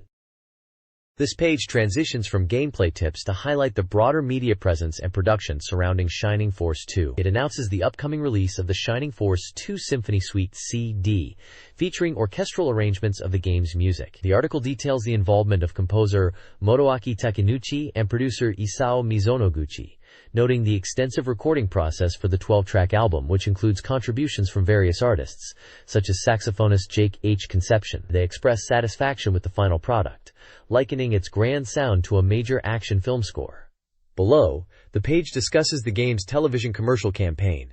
It points out that the TV spots are airing frequently and differ from the previous game's ads by using sophisticated animation and CG instead of figures. The goal was to create a cinematic introduction to the story. Accompanying screenshots showcase scenes from the commercial and possibly CG sequences from the game, including stunning visuals like lightning and cave environments, as well as a gameplay screenshot showing a character fighting with damage numbers displayed. The text even includes a snippet of the commercial's narration, referencing the grand tale beginning with the theft by the notorious thief, Jig. An image displays the TVCM title screen, reinforcing its tactical battle story nature. The focus here is clearly on the high production values of the game and its accompanying media. This page features the Sega Falcom Communication Act .25 header, accompanied by an English quote about the value of eagerly assimilated knowledge. The SF Hotline section presents reader mail, offering thoughts on various topics. Comments include observations on the game Popful Mail, noting a character's retired pose, and mentioning the cuteness of Gao's appearance. Other letters discuss the game's development status, with one reader noting it's 55% complete and expressing hope for a release by next March. A story recounts a student choosing to wait for the Mega CD version of a game rather than buying the 98 series version. Characters Blackie and Gao from Popful Mail are specifically mentioned and discussed in the mail. A column titled Director Yano's Meaningless Industry Failure 17 includes a photo of Director Yano and discusses his industry connections, listing many people from various game companies he has interacted with. The bottom section features a grand recruitment, inviting readers to send questions to Director Yano about that thing about mail, likely referring to Popful Mail. Questions about events, map changes, and the director's past are solicited, with a chance for an interview or prizes for submitting questions via postcard by November 6, 1993. A screenshot from Popful Mail, showing two characters fighting monsters, is included below the recruitment announcement.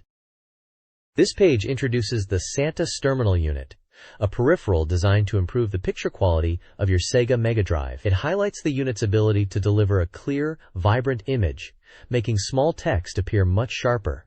This is particularly beneficial for genres like simulation and RPGs, where reading detailed text is crucial for enjoyment. The unit significantly boosts the video resolution compared to the standard Mega Drive output, increasing it from around 280,300 lines to over 400 lines. This results in sharper details and reduces common issues like color bleeding and noise, leading to a noticeable improvement in the clarity of static images, which are common in RPGs and SLGs. If you want the best possible picture quality for your Mega Drive games, this unit is presented as essential. Instructions note that the unit requires a TV with an ACE terminal input, and that the necessary cables, cable, audio cable, and an optional headphone cable for Mega Drive 1 are sold separately and are standard types. There's a technical note about adjusting the S output frequency if needed using an internal trimmer.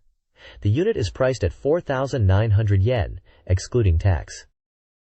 This page features an extensive price list and mail order catalog from the Sega specialty store, Santa, showcasing games and hardware for the Mega Drive, Mega CD, and Game Gear systems. This page is a full-page advertisement for a height increase program called the DANA system from the Nippon Health Academy. It promotes the method as effective and safe, featuring testimonials and details about the program. This page features a focus piece on Climax Entertainment and its president, Hiroshi Naito, discussing their upcoming projects. The article announces their new Super Famicom simulation RPG titled Fuda, which appears to use a battle system similar to the popular Shining series, as shown in the screenshot featuring characters like Flan and a Beastmaster. More interestingly, for Mega Drive fans, the article confirms that Climax is actively developing a new title for the system following their successful game, Landstalker. The article also mentions a desire to create something akin to Landstalker 2. This suggests Climax is balancing development between Nintendo's and Sega's platforms, maintaining a strong relationship with Sega, while also exploring new opportunities. Mr. Naito's comments touch on their development philosophy and future plans.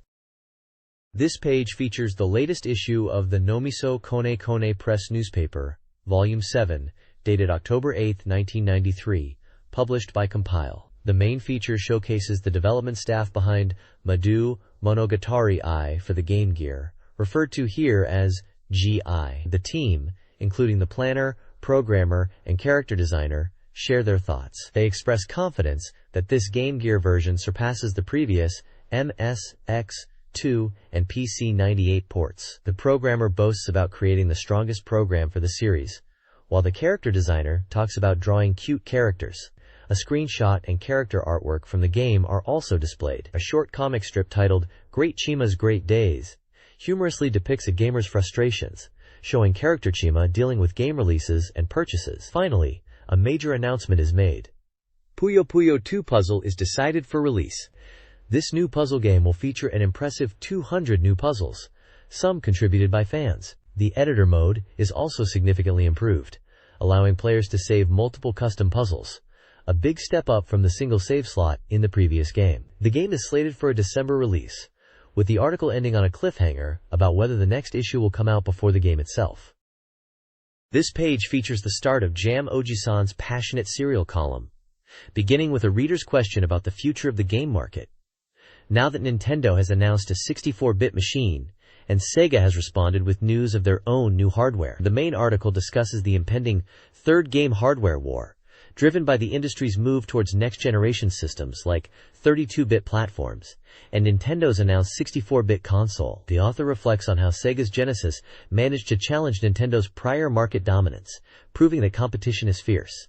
The discussion covers the changing relationship between hardware manufacturers and software developers, moving away from traditional exclusive contracts. The article also touches on the strategy of the 3DO system, viewing it as more than just a game console but an entertainment machine, and questions whether Nintendo can maintain its lead solely based on this announcement. A photo shows Nintendo president Hiroshi Yamauchi, with a caption referencing a past Cradrom announcement, providing context for Nintendo's history in hardware development. The column concludes with a call for readers to submit questions about the game industry to be featured and answered in upcoming installments. This page introduces Moomin Corporation, primarily known as a major distributor of Sega Mega Drive software and hardware, and highlights their foray into developing peripherals. The main focus is on their new 6-button rapid-fire controller called the Tatsujin Expert, designed for the Mega Drive. It features adjustable rapid fire up to 30 shots per second, and a slow mode, priced at 3,480 yen. The article includes an interview with a company manager discussing Moomin's history in electronics distribution dating back to the SG-1000 era. Also featured is a new fresh cleaner lens cleaning disc for the Mega CD, which plays a program to clean the console's lens and features an original character. This is priced at 3,000 yen. The page includes photos of the controller, the lens cleaner product, the manager, and the Moomin office. This page features the 20th installment of the column, Cutting Edge Lover's Favorite Page, by Aki Nihiyaku, focusing on near-future technology, with the keyword being DSP, Digital Signal Processor. The author discusses the advancements in multimedia integration and computing, mentioning competing platforms like the 3DO, and even hinting at Silicon Graphics and Nintendo's future 64-bit processor plans. The column highlights Apple's new Quadra 840th Avenue and Centris 660th Avenue models, which feature AT&T's 3210 DSP chip, enabling seamless integration of audio, video, and voice recognition without requiring extra expansion boards. The author expresses excitement that functions previously requiring expensive setups are now built into the core machine. They see the DSP as key to processing and handling digital signals, crucial for multimedia and telecommunications applications, like data communication via the Geoport feature. The article touches on how DSPs are becoming commonplace, even in car stereos, and how these integrated multimedia capabilities offer a glimpse into the future of computing, referencing Apple's Knowledge Navigator concept. The images show what appears to be an Apple Quadra AV system, a pioneer laserdisc player often used for multimedia, and a close-up of the AT&T 3210 DSP chip itself. The author suggests these developments aren't just dreams, but are slowly becoming reality. Sega releases a comprehensive software schedule for its Mega Drive, Mega CD, and Mega LD consoles. This schedule, presented in tables, details upcoming games from October into the new year, including titles without firm release dates. Mega Drive titles span genres like puzzles, action, and racing, and note peripheral requirements. Mega CD games, often disc-based adventures and shooters, are highlighted for their compatibility with light guns or the Virtual Cinema series. The Mega LD section focuses on laserdisc titles, mostly simulations, and miscellaneous entries. The schedule showcases the diverse software pipeline and expanding capabilities of Sega's systems. The next page dives further into upcoming software, this time focusing on the Game Gear with a brief release schedule. The illustration features a character reminiscent of Aladdin holding a gun next to a Game Gear, humorously titled, Modern Version Aladdin. The editorial section discusses the ongoing buzz around new hardware, including Nintendo's potential 64-bit machine and Sega's own developments. Despite this, the focus remains on the Mega Drive, with excitement building for highly anticipated titles like Aladdin, Streets of Rage 3, and Outrunners. They also mention the upcoming release of Gunstar Heroes and a re-release of Echo the Dolphin. The page also includes a section with brief messages from various software manufacturers, sharing updates on their progress and upcoming releases, providing a peek into the industry landscape at the time.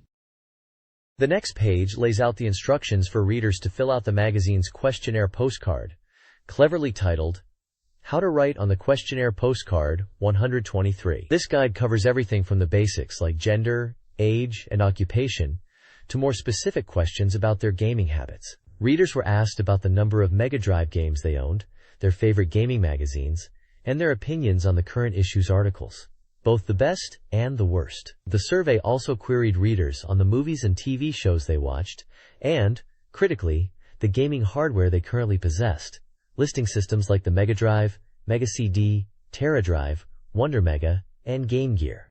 A fascinating section asks which games they are planning to buy next, providing a glimpse into reader demand at the time. Finally, they were prompted to list their top 3 games from the issue's reviews and their top 3 games they've played recently, along with general messages and requests. Following the survey instructions, the page features the winners of the September issue's Reader Present campaign, listing lucky individuals who won various prizes including Mega Drive and Game Gear software, Sega merchandise, and more.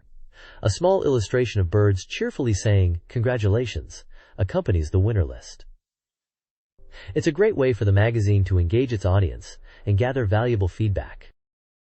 This page kicks off the Be Mega Hot menu section, previewing several exciting upcoming titles for the Mega Drive. While it lists games like Castlevania, Bloodlines, TMNT Tournament Fighters, and Aladdin, the main feature is Dyna Brothers 2. This sequel is a dinosaur simulation game by Crid, slated for a late November release. The page highlights the conflict between dinosaurs and aliens battling for the planet Jura. The reviewer is clearly impressed, stating the game is 90% complete and feels that it completely surpasses the original, calling it a complete and flawless dinosaur (SLG) that incorporates modes and systems missing from the first game. Key features mentioned include support for 2-player versus battles, and the ability to register commands to the 6-button pad for easier control. Various modes are showcased, including training, a lengthy story mode, original battles against the computer, and a versus mode. The page also details the 9 main commands players use to manage their dinosaurs and interact with the environment, covering actions like movement, creation of eggs and plants, genetic manipulation, and targeting. Screenshots show gameplay, the title screen, and the command registration interface. This page delves further into Dyna Brothers 2, picking up the story years after the aliens withdrew. The scientist Hakase, a survivor, rebuilds a machine from UFO wreckage to synthesize creatures and reclaim the planet Jura. The basic strategy involves cultivating herbivores to generate power, then creating carnivores to advance and defeat the alien invaders. The page provides a glimpse into the early stages of the game, detailing challenges like dealing with rogue creations like Nameshiro and Korochim, new dinosaur allies like Tricera joining the fight, and specific stage hazards like tidelands or winter conditions. It also highlights the nature commands, powerful abilities players can use, such as bringing rain to grow grass, causing drought, striking with lightning, triggering storms, causing earthquakes, or dropping giant rocks to manipulate the environment and affect units. A message from the developer, Cry, states that Dyna Brothers 2 thoroughly analyzed and improved upon the first game, surpassing it in every aspect. They express confidence that fans of the original will appreciate it, and newcomers will also find it enjoyable, calling it a uniquely fun game. Finally, the page features a contest offering 100 copies of the original Dyna Brothers. The quiz asks readers to identify a specific orange dinosaur character shown in an image, with multiple choice answers provided.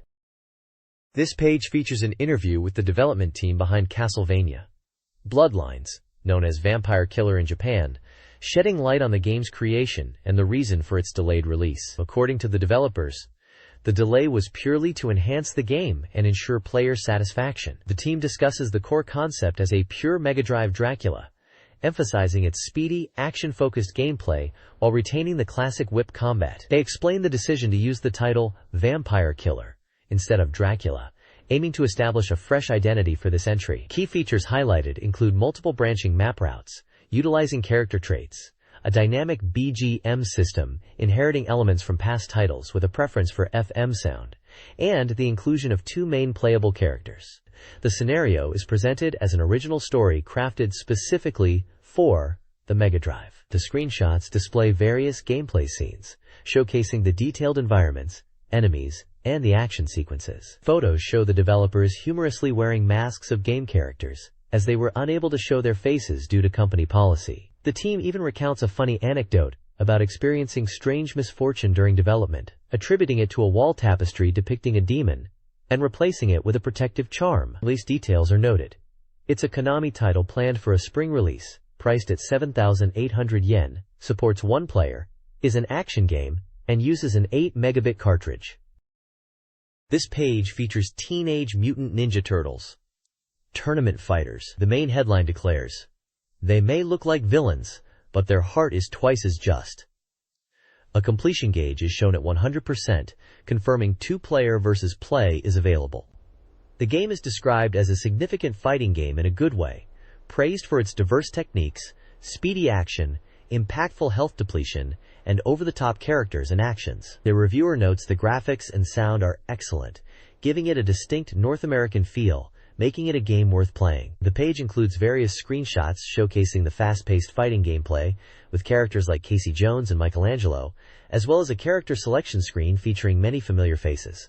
A large, dynamic illustration depicts the main cast, including the Turtles, April O'Neil, Casey Jones, Splinter, Shredder, Krang, and others. Different play modes are highlighted: one-player, two-player, tournament mode, challenging players to see how many opponents they can defeat consecutively, and practice mode, which allows players to edit parameters and train against specific characters.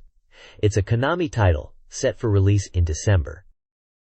This page continues the coverage of Teenage Mutant Ninja Turtles Tournament Fighters, focusing on the game's mechanics and character roster. The simple control scheme is highlighted, using just the direction pad and punch/kick buttons, emphasizing that strategic play and mastering special moves are key despite the straightforward input. The page features comparisons between small and large attacks. The character lineup is extensive, boasting 16 main combatants plus additional variations. Several fighters are spotlighted, including the standard turtles like Leonardo, Donatello, Raphael, and Michelangelo, each with their unique skills and traits. Other notable characters introduced are the mask-wearing vigilante Casey Jones, the aquatic mutant Ray Fillet, the resourceful April O'Neil, and the formidable Musha Beetle, king of the insects. Each character section includes a screenshot and a brief description of their fighting style or personality. The page also mentions 2 bonus features included in the game. Finally, a short comment from the developers expresses their relief at completing the game and hints at the effort involved. This page features Disney's Aladdin for the Sega Genesis. The article praises the game's character animation, stating it's top-notch and faithfully reproduces the feel of the movie, making you feel like you're watching the film itself. It highlights how the game captures the movie's atmosphere perfectly across its various stages, although the difficulty is noted to increase significantly around stage 6. Players are advised to collect continues and extra lives early on. Screenshots display different levels, including the bustling marketplace, the vast desert, and the Sultan's dungeon. A unique gameplay element is the item shop, where collecting jewels allows you to purchase valuable items like extra lives and continues from a mysterious merchant. The page also comments on the game's distinct American taste, noting the inclusion of humorous gags straight from the movie, such as characters' quirky reactions or comedic defeat animations. A developer's message concludes the piece, promising 11 beautifully varied stages and encouraging players to look forward to the game's release.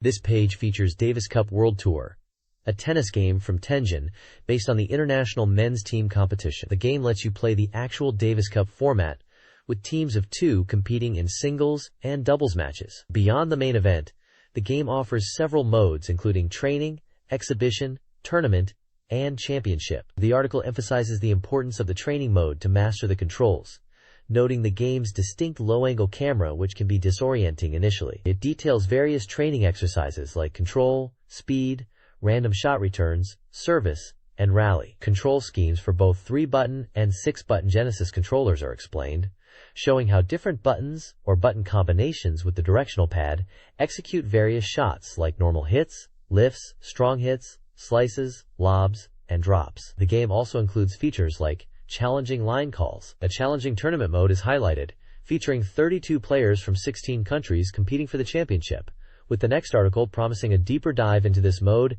and player details. The manufacturer adds that the game's rich modes, intense two-player matches, and comprehensive training will satisfy even professional players. This page showcases Battlemania Daigenju, known internationally as Troubleshooter 2.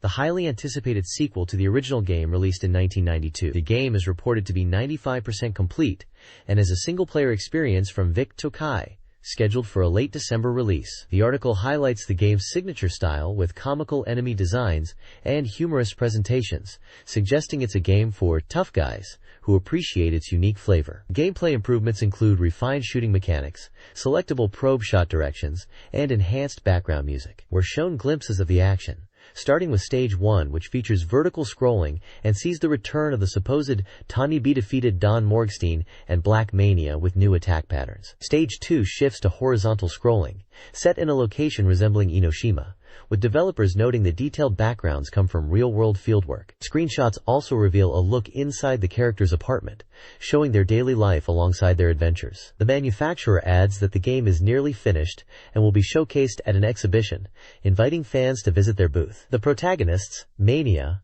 Otori Mania, and Maria, Haneda Maria, are featured prominently as the main character and her supportive partner.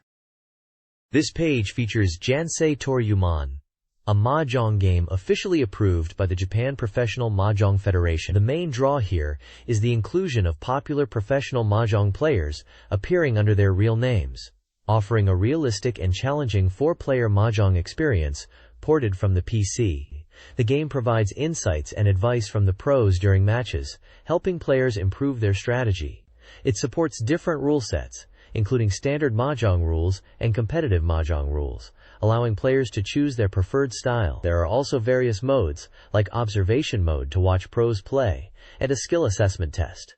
The game includes a save feature to track your progress and performance. This is clearly aimed at serious mahjong enthusiasts looking for an authentic and educational experience on the Mega Drive.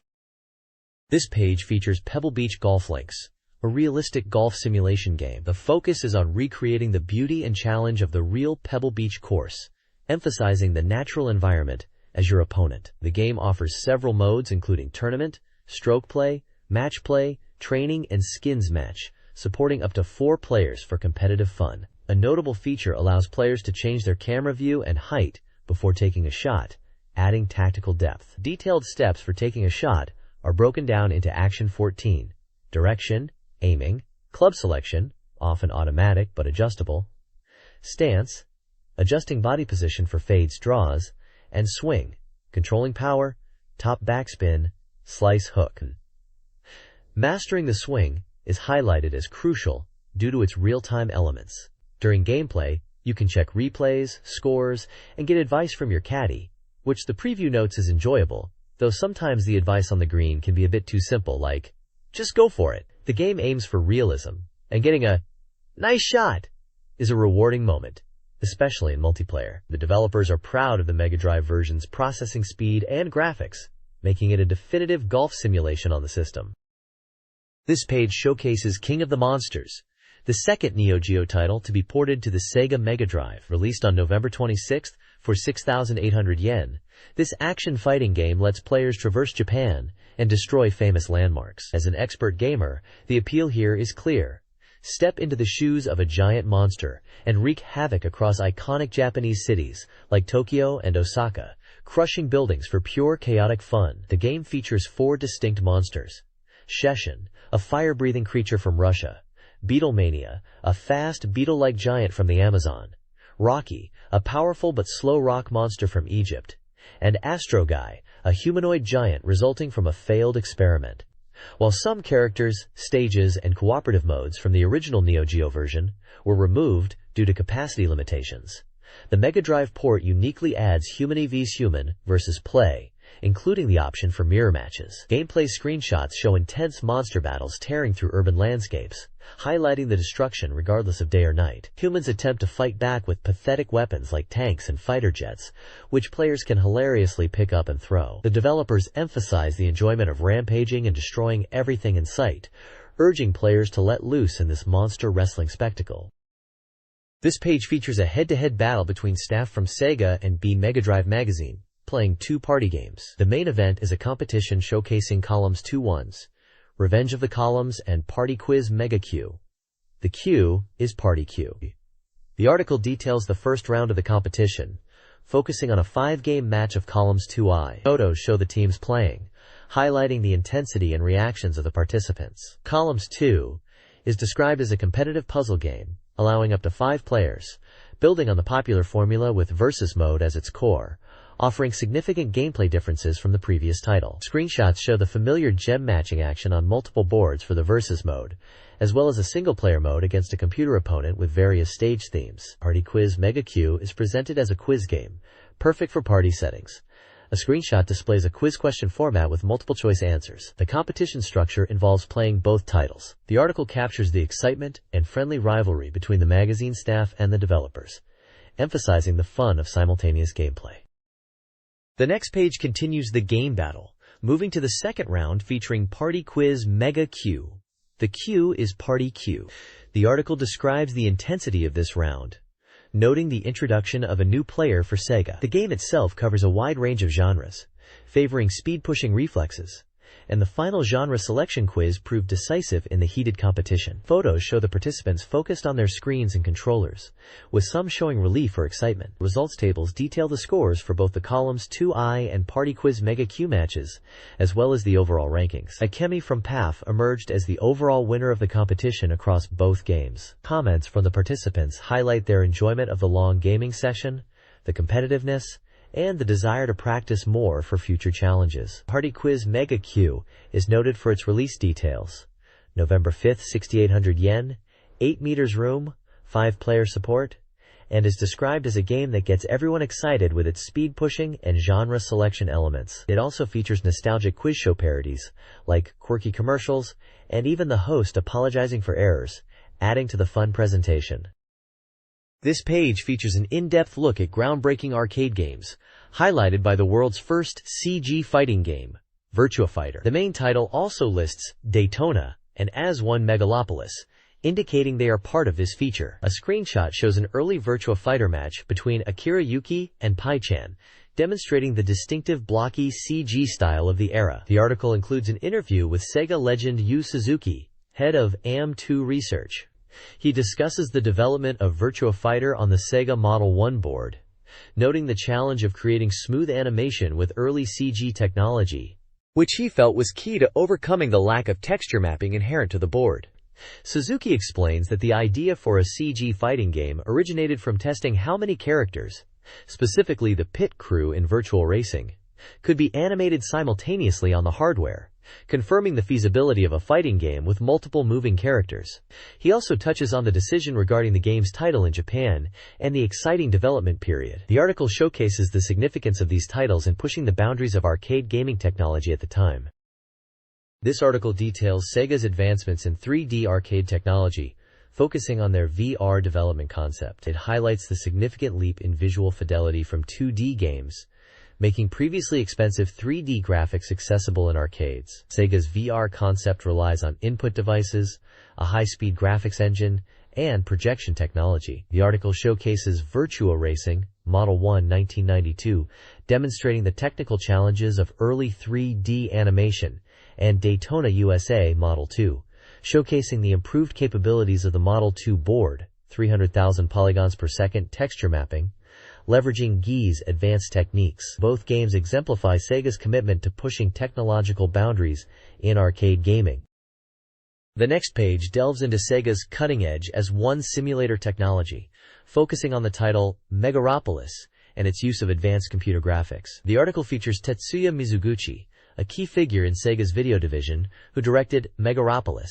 It explains the distinction between real-time CG, limited by hardware capabilities like polygons per second, as seen on Model 1/2, and CG imagery, which involves highly detailed, pre-rendered visuals stored on Laserdisc for playback, allowing for much richer scenes like those in Megaropolis. The As One is described as a sophisticated motion simulator with a hydraulic system for realistic movement. The page also highlights earlier As One software, Mago, which used special effects footage, and scramble training, noted as the first fully CG title for the system. A section on CG history, presented by lecturer Yayoi Yokoyama, provides context on the evolution of computer graphics, noting that techniques seen in games like Ridge Racer originated much earlier. This page continues the deep dive into cutting-edge CEIG and simulation technology. It starts by contrasting arcade flight simulators with real-world professional ones, highlighting the incredible realism of systems like the one used by Japan Airlines, JAL, at Haneda. The article describes this massive simulator's features, including a 200-degree visual field projected by 5 units, powered by parallel processing minicomputers, and costing an astonishing 2 billion yen. It notes the simulator's hydraulic system, similar to the AS-1 discussed previously, accurately reproduces aircraft movements, tilt, vibration, and acceleration, offering a highly realistic training experience at a fraction of the cost of actual flight time. The page also touches on another simulator experience, Michael Jackson and Scramble Training, presented as the third entry in a series. It features Michael Jackson himself appearing as an instructor to guide players towards earning a space pilot license. Finally, the article explains the fundamentals of creating 3D CG. It walks through the process of modeling objects by defining shapes in 3D space and adding surface properties. It then describes rendering, the step where colors and textures are applied, and touches on animation, which involves defining movement and viewpoint changes over time. The concept of texture mapping is highlighted as a key technique for adding realistic surface detail and material feel to CG models, explaining how it moves beyond simple wireframe or smooth shading. Images show the simulator cockpit, the large simulator hardware, the hydraulic motion base, a jadal plane, and small examples of rendering progression. This page shifts focus to arcade driving simulations, with a deep dive into Ridge Racer, lauded as the industry's first and most precise polygonizer, TR-cubed-powered, super real drive simulator that goes beyond reality. It showcases the game's impressive graphics through several screenshots, highlighting detailed track environments, cars, and the user interface. The article emphasizes the technical wizardry behind the visuals, explaining how techniques like texture mapping are used to create realistic surface appearances, making objects look like metal, plastic, or earth. It also details Garou shading, describing it as a method to achieve smooth surfaces by calculating shading at vertices, preventing the blocky look of flat-shaded polygons, and making everything look incredibly smooth. The text points out that these advanced rendering techniques, including reflection mapping, are essentially clever tricks designed to make the game appear as realistic as possible. A small panel provides a visual example of texture mapping by applying images, including one of a MegaDrive can, onto simple 3D shapes like a cylinder. This page features an interview with Hiroshi Goshiwaki from Namco's sales planning division, discussing the impact of their new 3D CG arcade games, particularly Ridge Racer. He notes the positive reaction to Ridge Racer and Cyber Sled at the AM show, highlighting Namco's varied product lineup as a strength. The interview delves into the technical leap from the System 21 board, seen in games like Winning Run and Starblade, to the new System 22 powering Ridge Racer. Goshiwaki-san explains that System 22 offers significantly higher performance, producing smoother visuals and more realistic graphics compared to its predecessor, approaching the level of dedicated graphics workstations. He emphasizes that while technically advanced, the goal is still to make a fun game. The future of CG in games, he believes, lies in balancing technical sophistication with accessibility, making games both impressive and easy to pick up and play. He also touches on how CG technology, like the techniques used in Ridge Racer such as texture mapping and garage shading mentioned on the previous page, is becoming increasingly important and visible in other media, like TV commercials and movies, suggesting a bright future for interactive 3D CG entertainment, especially in areas like virtual reality and simulators. The page includes a screenshot of Ridge Racer showcasing its detailed graphics and interface. A small panel details a CG certification exam hosted by the CG Art Association.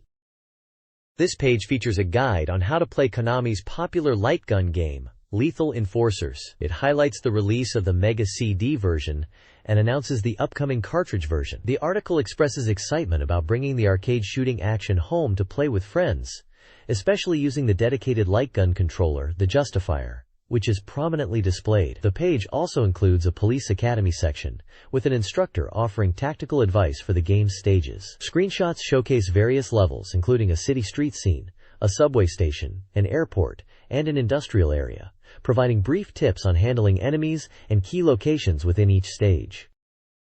This page delves deeper into the enjoyment of Konami's arcade hit, Lethal Enforcers, emphasizing the thrill of two-player action on the Mega Drive. Beyond just clearing stages, the article suggests competitive fun like racing to shoot the friendly patrolman character, dubbed Bob here, poor guy, or simply seeing who can fire the most shots, especially highlighting the excitement of quick reloads. The game features item power-ups acquired by shooting weapon icons. The page details these, including the powerful Magnum, automatic, assault rifle, shotgun, machine gun, and the devastating grenade gun, noting some only appear in the final stages. Screenshots showcase key moments from stages like the port, with its large ship, and the chaotic factory level, offering brief tips on handling specific enemy types or environmental challenges. Ultimately, the article concludes that while learning enemy patterns is key, there's just simple, satisfying fun to be had in letting loose and shooting everything in sight. It also confirms the release details for both the Mega CD and upcoming cartridge versions. This page features a detailed guide for the Mega CD title, Thunderhawk, also known as Thunderstrike in some regions. The article highlights the game's impressive graphics and atmosphere, emphasizing that success requires precise controls and strategic judgment rather than just brute force. It provides tactical advice broken down into steps, covering essential aspects like choosing the optimal altitude, planning the route to the objective, and prioritizing targets. The guide specifically discusses using the chain gun for obstacles and missiles for enemy helicopters, stressing the importance of destroying only what is necessary and avoiding entering prohibited zones. Multiple screenshots showcase the cockpit view, targeting system, and explosions, illustrating the points made in the text. A side panel lists other games covered in the magazine. Thunderstrike's combat guide emphasizes understanding weapon loadouts, crucial for mission success. Players must know their third weapon type, rockets, bombs, and avoid premature use of consumables. For helicopters/jets, lure them to clear areas and fire missiles. In forests, prioritize objective completion, quickly clearing ground units with the chain gun. River missions involve destroying radar/anti-air first, flying low along banks. Sea combat requires systematic target destruction. Mountain missions stress avoiding cliffs and focusing on target acquisition. Screenshots illustrate various tactical scenarios. This page delves into the development secrets and ambitions behind Sega's title, known internationally as Mansion of Hidden Souls. The article highlights Sega's goal to create a revolution in home video games with this virtual cinema experience. It's revealed that the game, aiming for a December release, was nearing completion at 90%, designed for one player. The discussion focuses on the game's unique approach, heavily relying on CG visuals and deviating from the typical adventure game formula of command selection and item use. Developers aim to make it accessible even to non-gamers. The text emphasizes the significant effort in animating the CG images and mentions the use of high-end Silicon graphics workstations for its creation, indicating the substantial technical investment. Visuals on the page include examples of the game's CG renders, a screen from a workstation showing the development environment, and design blueprints, showcasing the intricate process behind the game's detailed visuals and interactive environment. The article positions Mansion of Hidden Souls as a highly anticipated title, pushing the boundaries of what home consoles could achieve at the time. This page continues the deep dive into the development of Sega's Mansion of Hidden Souls. The discussion highlights the challenges of using CG on the Mega CD, particularly the difficulty of rendering open spaces due to the sheer computational power required. The decision to set the game primarily indoors and at night was a technical necessity to manage the complexity and calculation speed. The article also touches on player agency versus linearity. While the overall path is somewhat fixed, character dialogue changes based on the player's progress and actions, rewarding exploration for those seeking the shortest route versus those who are lost. The page includes a sidebar explaining technical terms relevant to the game's production, such as script, storyboard/scenario, workstation, high-end computer for development, motion control, computer-controlled animation, icon, visual representation for actions, and pull-down, menu system. Visuals on the page showcase more aspects of the development process, including wireframe models used for animation design, examples of character movement design, audio waveform data, likely for sound effects, and concept art or design blueprints for environments and characters. The article stresses the intricate detail put into the CG design, even for small elements like moths, emphasizing the technical effort involved. The developers express their hope that players will enjoy the atmosphere and story driven by the virtual elements.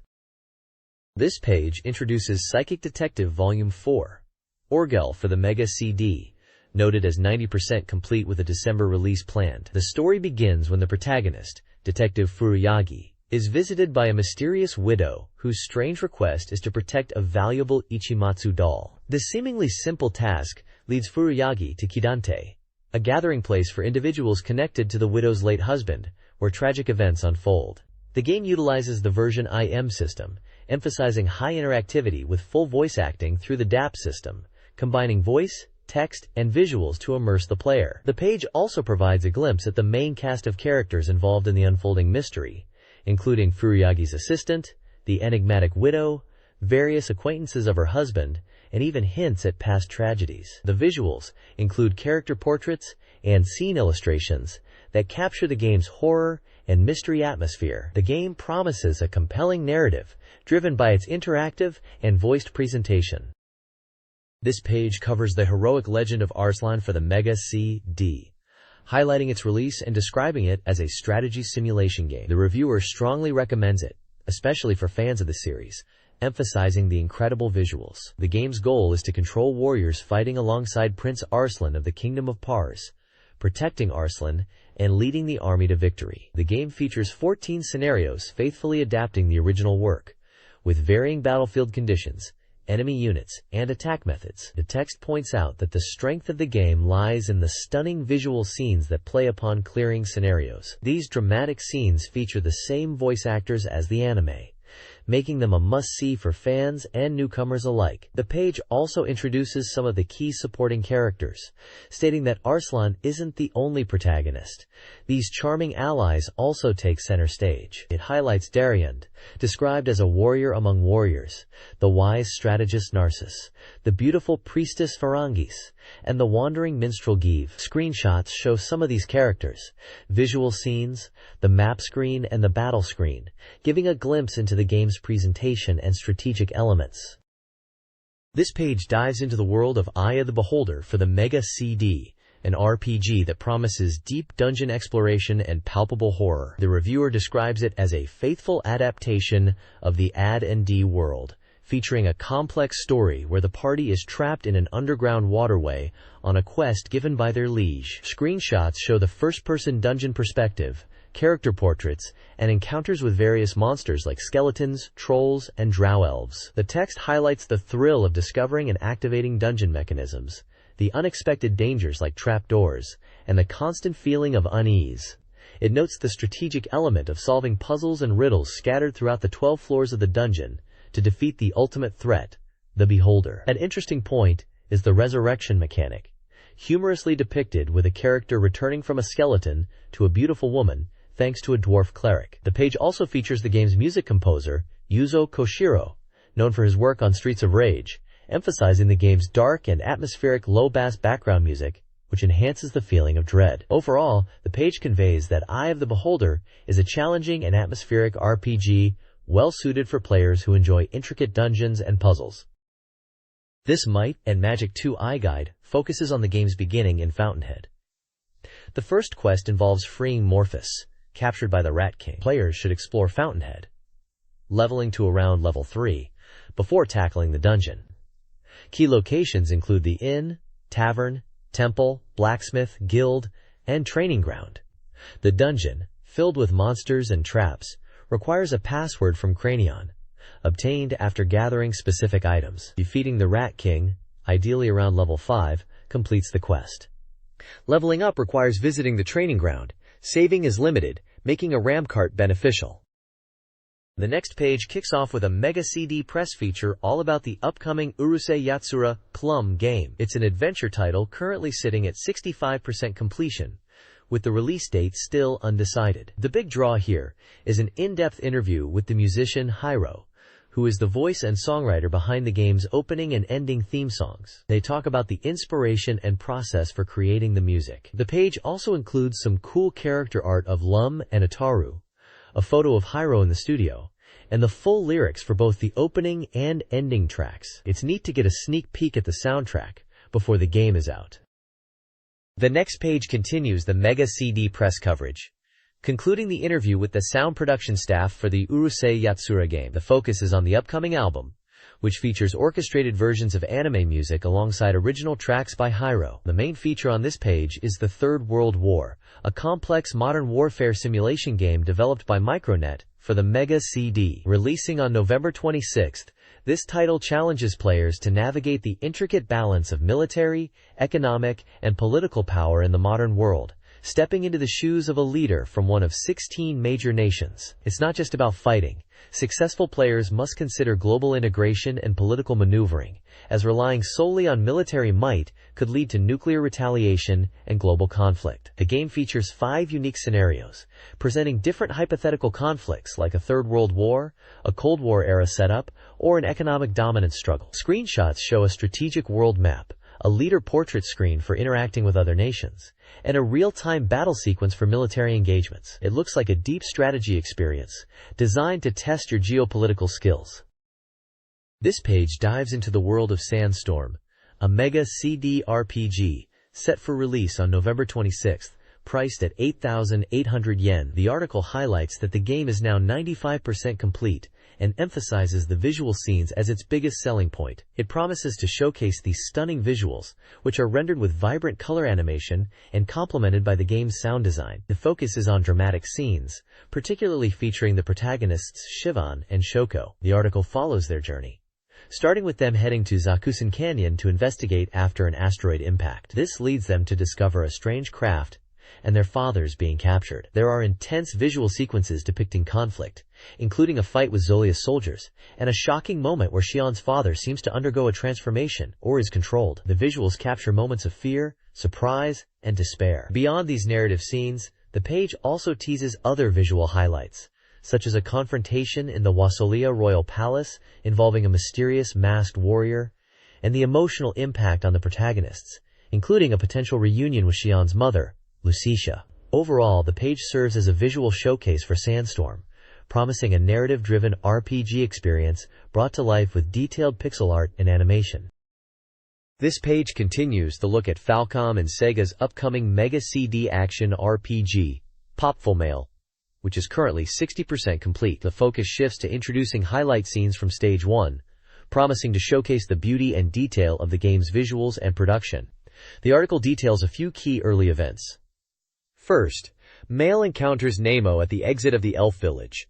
He's an elf from the giant tree tower who's stuck while trying to track down a powerful bandit group. Further into Stage 1, Mail meets Tat, a young sorcerer searching for his missing master. He's blocked because his magic doesn't affect a particular monster ahead, setting the stage for Mail to potentially help. The page also introduces the first mid-boss, Woodpecker Punch. Described as a monster immune to magic, he attacks by throwing bombs, and players will need to avoid the blast zones while finding openings to strike. A significant point highlighted is the quality of the character and monster animations. Compared to the PC version, the Mega CD version features larger characters and more expressive, even comical movements for the enemies, particularly in how they react when taking damage. This attention to detail in animation is presented as a key feature to look forward to. Overall, the page emphasizes the visual flair and detailed character work present in the Mega CD version of Popful Mail.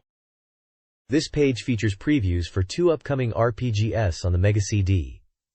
First up is an update on the development of Shin Megami Tensei, currently 50% complete. The article notes that the crucial battle scenes are now finished. The developers are focusing on faithfully recreating the core mechanics of the Super Famicom original, including the Vital Demon negotiation and fusion systems, while also adding visual event scenes to enhance the presentation. Screenshots display the classic first-person dungeon crawler perspective in towns and shops, the command-based battle system featuring various demons, and some of the newly added visual event scenes. Below that, we get a final look at Vey, confirmed to be 100% complete and releasing this month. The article sets the stage for the game's premise, where the hero Kylier and his allies Pottle and Leifan embark on a quest to collect orbs to stop the Danek army. It highlights a specific event on Wallace Island, where obtaining an orb triggers a cave collapse, leading to a dramatic escape sequence shown through visual novel-style character portraits and dialogue bubbles. Gameplay screenshots showcase the top-down dungeon exploration and the turn-based battle system. This page features a look at the upcoming action game Sengoku Densho, known as Sengoku internationally. The game is listed as 100% complete and is an action game similar to Final Fight. The reviewer is highly impressed, noting the game is practically finished and praising the sound, especially the atmospheric and weird sounds in the underworld stage, suggesting it's worth buying just for the audio. They highlight the satisfying feeling of using the charge attack and show screenshots demonstrating combat, different enemy types, and character moves, including the protagonist, a turtle monster with a powerful kit blast, and a ninja. Below that is a Mega CD information section covering various topics. It mentions the ongoing development of Mega CD software and highlights several titles. We see an update on Micronet Battle Fantasy, confirming that voice acting from notable actors is included. There's also a preview of Urusei Yatsura, Loom Invader, an F1 racing game announced, and the electronic book system called Wonder Library. Screenshots also tease the movie-based Game Night Trap, noting it's updated, and show the greatly improved graphics of the platformer Pop Full Mail, listed as Shieldwave. The section concludes with details about a Sonic CD time trial contest offering various Sega prizes. This page presents the BeepMD Trick League Volume 43, showcasing various gameplay tips and cheats submitted by readers. It features tricks for several Sega Mega Drive titles. For Cario Flying Squadron, there's a code to unlock a bonus game. Street Fighter II Champion Edition players can find codes to enable a special moves-only mode, a high-speed dash mode, and adjust its speed, with specific instructions for both 6-button and 3-button controllers. Shinobi 2 Return of the Ninja Master gets an invincibility trick unlocked by playing specific music tracks in the options menu. Lastly, for Sylphid, a button sequence during the intro allows access to a stage select feature. The tricks are attributed to readers, highlighting community engagement. The page also includes a call for reader submissions for future trick leagues, outlining the prizes awarded based on the quality of the trick, and providing instructions on how to submit via postcard.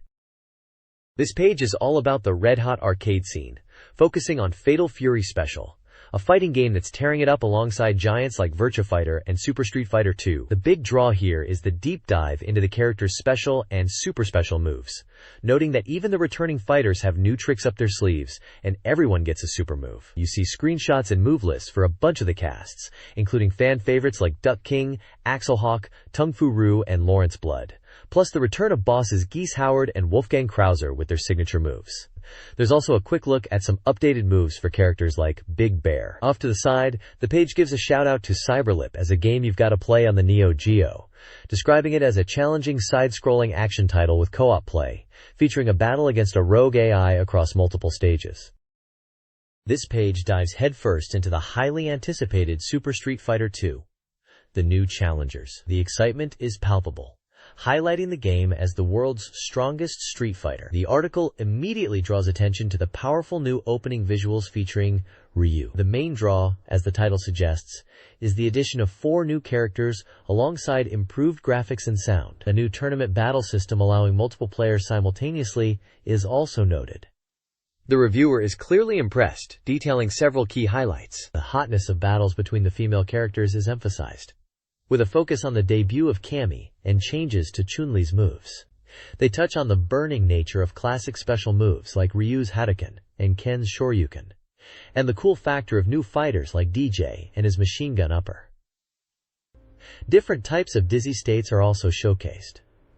While the familiar bonus stages return, like smashing the car, the article suggests using new moves to destroy them. Overall, the page conveys a sense of immense excitement for this upgraded version of the legendary fighting game. Super Street Fighter II. The new challengers boast numerous new features, including 4 new characters: T-Hawk, DJ, Fei Long, and Cammy. The white-hot 8-player tournament mode determines rankings by a single round win. A complete graphical overhaul gives the game a fresh feel, with improved character poses and stages. Existing and new character techniques are significantly altered, requiring players to relearn moves. Examples include M. Bison's Devil Reverse and DJ's Axel Spin Knuckle. The game also features humorous screw-up laugh moments, and character portraits offer insights into their personalities and fighting styles. This page delves into the intricacies of fighting techniques in Street Fighter II, presented as a lesson from the Fighting Technique Research Society, or Dojo. It focuses on mastering essential skills like one-hit kills, which likely refers to finishing moves or high-damage combos, and continuous techniques, or combos. The page explains what unblockable time is, the period a character is vulnerable after being hit, especially by stronger attacks. It then breaks down combos into two main types: normal combos using basic moves with short recovery, and cancel combos where special moves are input immediately after a normal move, cutting short the normal move's animation. Screenshots featuring characters like Ryu, Ken, E. Honda, and Dalsim illustrate these concepts and techniques. The content is framed by a narrative dialogue between a senior and junior student discussing their struggles, particularly losing matches and betting game cartridges, rooms. This underscores the competitive nature and the challenge of mastering advanced techniques like the cancel combo, emphasizing that consistent practice is crucial for execution. There's also a small section dedicated to strategy specifically for Ryu and Ken, suggesting basic tactics for winning with these iconic characters. The overall message is that truly understanding and executing these complex techniques is the key to success in Street Fighter II.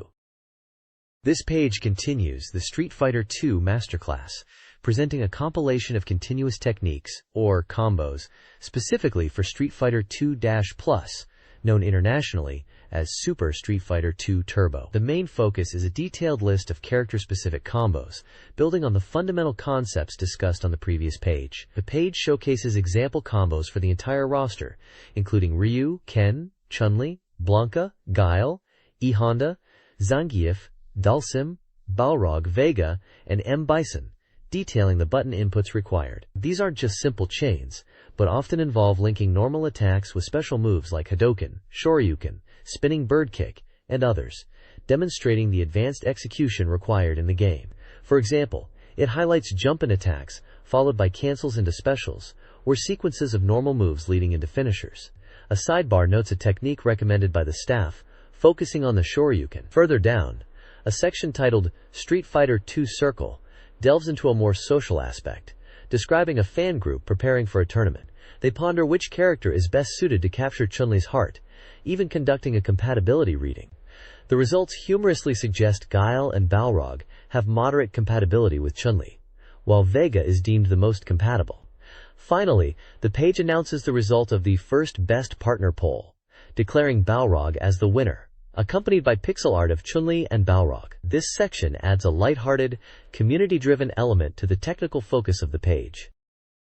This page focuses on Sega's portable console, the Game Gear, highlighting several upcoming titles. Featured prominently is Ultimate Soccer, described as the ultimate soccer game, with an impressive 64 national teams available and deep rule customization across various modes like friendly matches, the Ultimate Cup, World League, and penalty shootout. Screenshots showcase the top-down gameplay, team selection menus, statistics, and formation screens. Other titles mentioned include the classic platformer Sonic the Hedgehog 2, listed as Sonic and Tails, the unique first-person game Faceball 2000, and the RPG Madou Monogatari I.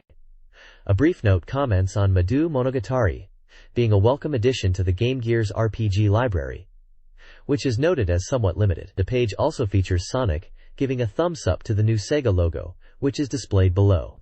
Overall, the page presents a positive outlook on the Game Gear's diverse software lineup. This page delves into upcoming Game Gear titles, expanding on some previously mentioned.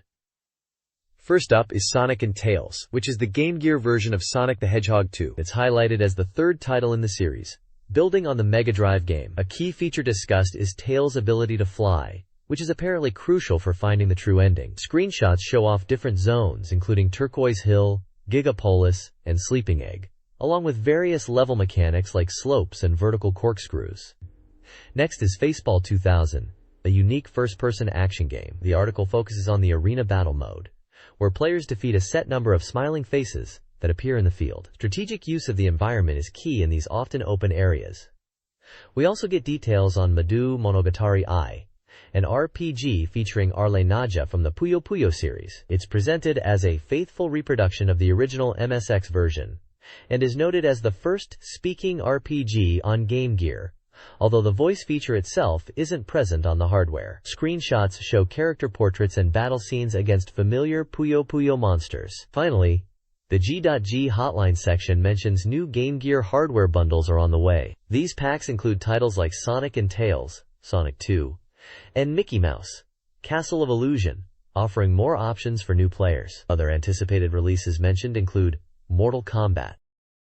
This guide provides strategies for challenging boss battles in various games. For Sylphide's final boss, repeatedly using the antimatter bomb at close range with the wide beam is crucial to quickly destroy the turret's weak point before the final laser attack. Echo, the dolphin's final boss, requires a 4-part dash attack to break the jaw, noting that it regenerates after one cycle. A final section details expert mode in Gunstar Heroes, advising players to choose blue and the machine gun SS, emphasizing techniques like using the throw ability for invincibility and directional inputs for movement. Using a jump attack on the item carrier yields more items than a standard shot. This page continues the guide to tackling expert mode in Gunstar Heroes. Stage 1 starts intensely, recommending the flame weapon for its projectile-destroying ability. Stage 2 suggests the machine gun SS or flame, noting the homing weapon is less effective here. Stage 3 highlights the strength of certain cannons, and again favors machine gun SS, flame, or flame over homing. Stage 4 requires flame or homing early on due to heavy projectiles, with machine gun SS useful in the fortress against strong minion soldiers. Stage 5 is mostly weak enemies, but bomb throwing is key and machine gun SS is recommended. Stage 6 introduces frustrating enemies that retaliate when destroyed, making machine gun SS essential. The final stage, Stage 7, is a significant challenge alone, where machine gun SS remains effective and flame is useful, but watch out for the pink lobster's close-range attack. The guide also notes black fly beams on hard/expert difficulty and confirms the final boss is best beaten with flame. A separate section discusses a phantom and a flying object reportedly only seen on hard mode. There's also a section for players to send in game-related questions or pleas for help. This page covers the Laseractive platform, highlighting its success since launching in August and its potential as a next-generation multimedia system, drawing attention from top creators. A key event is reported for the Multimedia Creators Network (MCN) project, where 3 initial software titles were previewed. This gathering featured prominent figures from video and music fields, including Harumi Hosono, Yuji Naka, and Hiroshi Ito, among others. They discussed expectations for Laseractive and the potential of McTian's activities, with some creators sharing video messages. Haruomi Hosono's involvement is specifically noted, mentioning his work on titles like 3D Museum, Melon Brains, and Goku, contributing music and sound. Upcoming Laseractive games are showcased. Space Berserker, slated for November, is presented as a narrative-driven space opera experience, featuring communication visuals during combat to enhance the live feel, going beyond typical games. High Roller Battle, expected in December, promises high-speed helicopter shooting with realistic virtual CG visuals and immersive sound design, aiming for a level of realism beyond standard game machines. There's a brief mention of a PC release, Angel Mate, featuring suggestive imagery, and an accessory announcement for a Laseractive controller extension cable for comfortable play on larger screens. This page features a Reader Presents contest for the November 1993 issue, detailing several prizes available through a postcard application process with a November 7th deadline. Prizes include 30 winners receiving their choice of any Sega Genesis, Sega CD, or Game Gear software released by the end of October 1993, and 5 additional winners specifically choosing Game Gear software. Other items offered are a Cool Spot wristwatch for 1 winner, a Cool Spot t-shirt for 10 winners, and a Super Street Fighter 2 desk mat featuring the game's artwork for 10 winners. Also available are 3 copies of a book titled The Mystery of the Evil Secret Society Challenging TV Heroes, and 4 copies of the premiere issue of the Sega Video Magazine on VHS, which covers Sonic CD and features notable figures. The magazine also shares its thoughts on the next generation of Sega hardware, reflecting on the 5 years since the Sega Creedy's release. They consider 3D polygon graphics and full motion video, capabilities seen in the Sega CD, and systems like the 3DO, as key aspects of future systems, anticipating hardware that will significantly advance expressive power and performance. The next issue is announced for release on November 8th. A telephone line is provided for questions about the magazine's content, operating on weekday afternoons. The page also lists the magazine's staff. This page dives into the new work scramble, featuring upcoming releases from Tengen. Headlining the lineup are 4 distinct titles: the action-packed Awesome Possum, the realistic driving simulation of Race Drivin', the flight combat of MiG-29, and the sports action of Davis Cup. The focus begins with Awesome Possum, an action game starring a heroic opossum who, despite his tendency to play dead when scared, bravely confronts the evil Dr. Machino and his polluting gang. The description highlights Awesom's unique fighting style, involving tail whips and even singing or snoring to defeat foes, supported by other helpful animals in his quest to save the environment. Next up is Race Drivin', presented as the sequel to the polygon-based masterpiece Hard Drivin'. The reviewer is clearly impressed, noting the significantly increased polygon processing speed compared to its predecessor. Key features include challenging stunt courses with intense turns, jumps, and terrifying slopes, opportunities for time trials and autocross, and best of all, a robust course editor that lets players design their own tracks. The enthusiasm for this game is palpable, with the reviewer eager to get hands-on. While MiG-29 and Davis Cup are listed as part of Tengen's upcoming releases, details are not provided on this page. Overall, it showcases Tengen bringing varied genres, from environmental action to advanced polygon racing, to the forefront. This page fulfills the promise from the previous one, detailing Tengen's upcoming releases, MiG-29 and Davis Cup. First up is MiG-29, presented as the strongest fighter in history. This flight simulator plunges you into military operations in the Middle East, requiring strategic thinking and pilot skill across 5 challenging scenarios designed to test your mettle. For those new to simulators or looking to hone their skills, a dedicated training mode is available, simplifying controls to just pressing the displayed pad buttons. The page features detailed screenshots showcasing the realistic cockpit view, mid-air refueling, and weapon selection screens, highlighting the game's depth and attention to detail for aspiring virtual pilots. Following is Davis Cup, described as a full-fledged tennis game with compelling action that extends beyond just gameplay. It emphasizes the expressive character portraits of the players from 16 countries, featuring 32 individuals to choose from. The realism is boosted by sampled voices for shouts and grunts, adding impact to volleys and shots, and realistic ball sounds. The game offers various modes including exhibition, doubles, and versus matches, allowing players to compete against the computer or other players in doubles and singles. Screenshots illustrate the player selection screen and dynamic court views during matches, capturing the excitement of competitive tennis. This page features a vibrant spread centered around the Game Gear title, Sonic and Tails.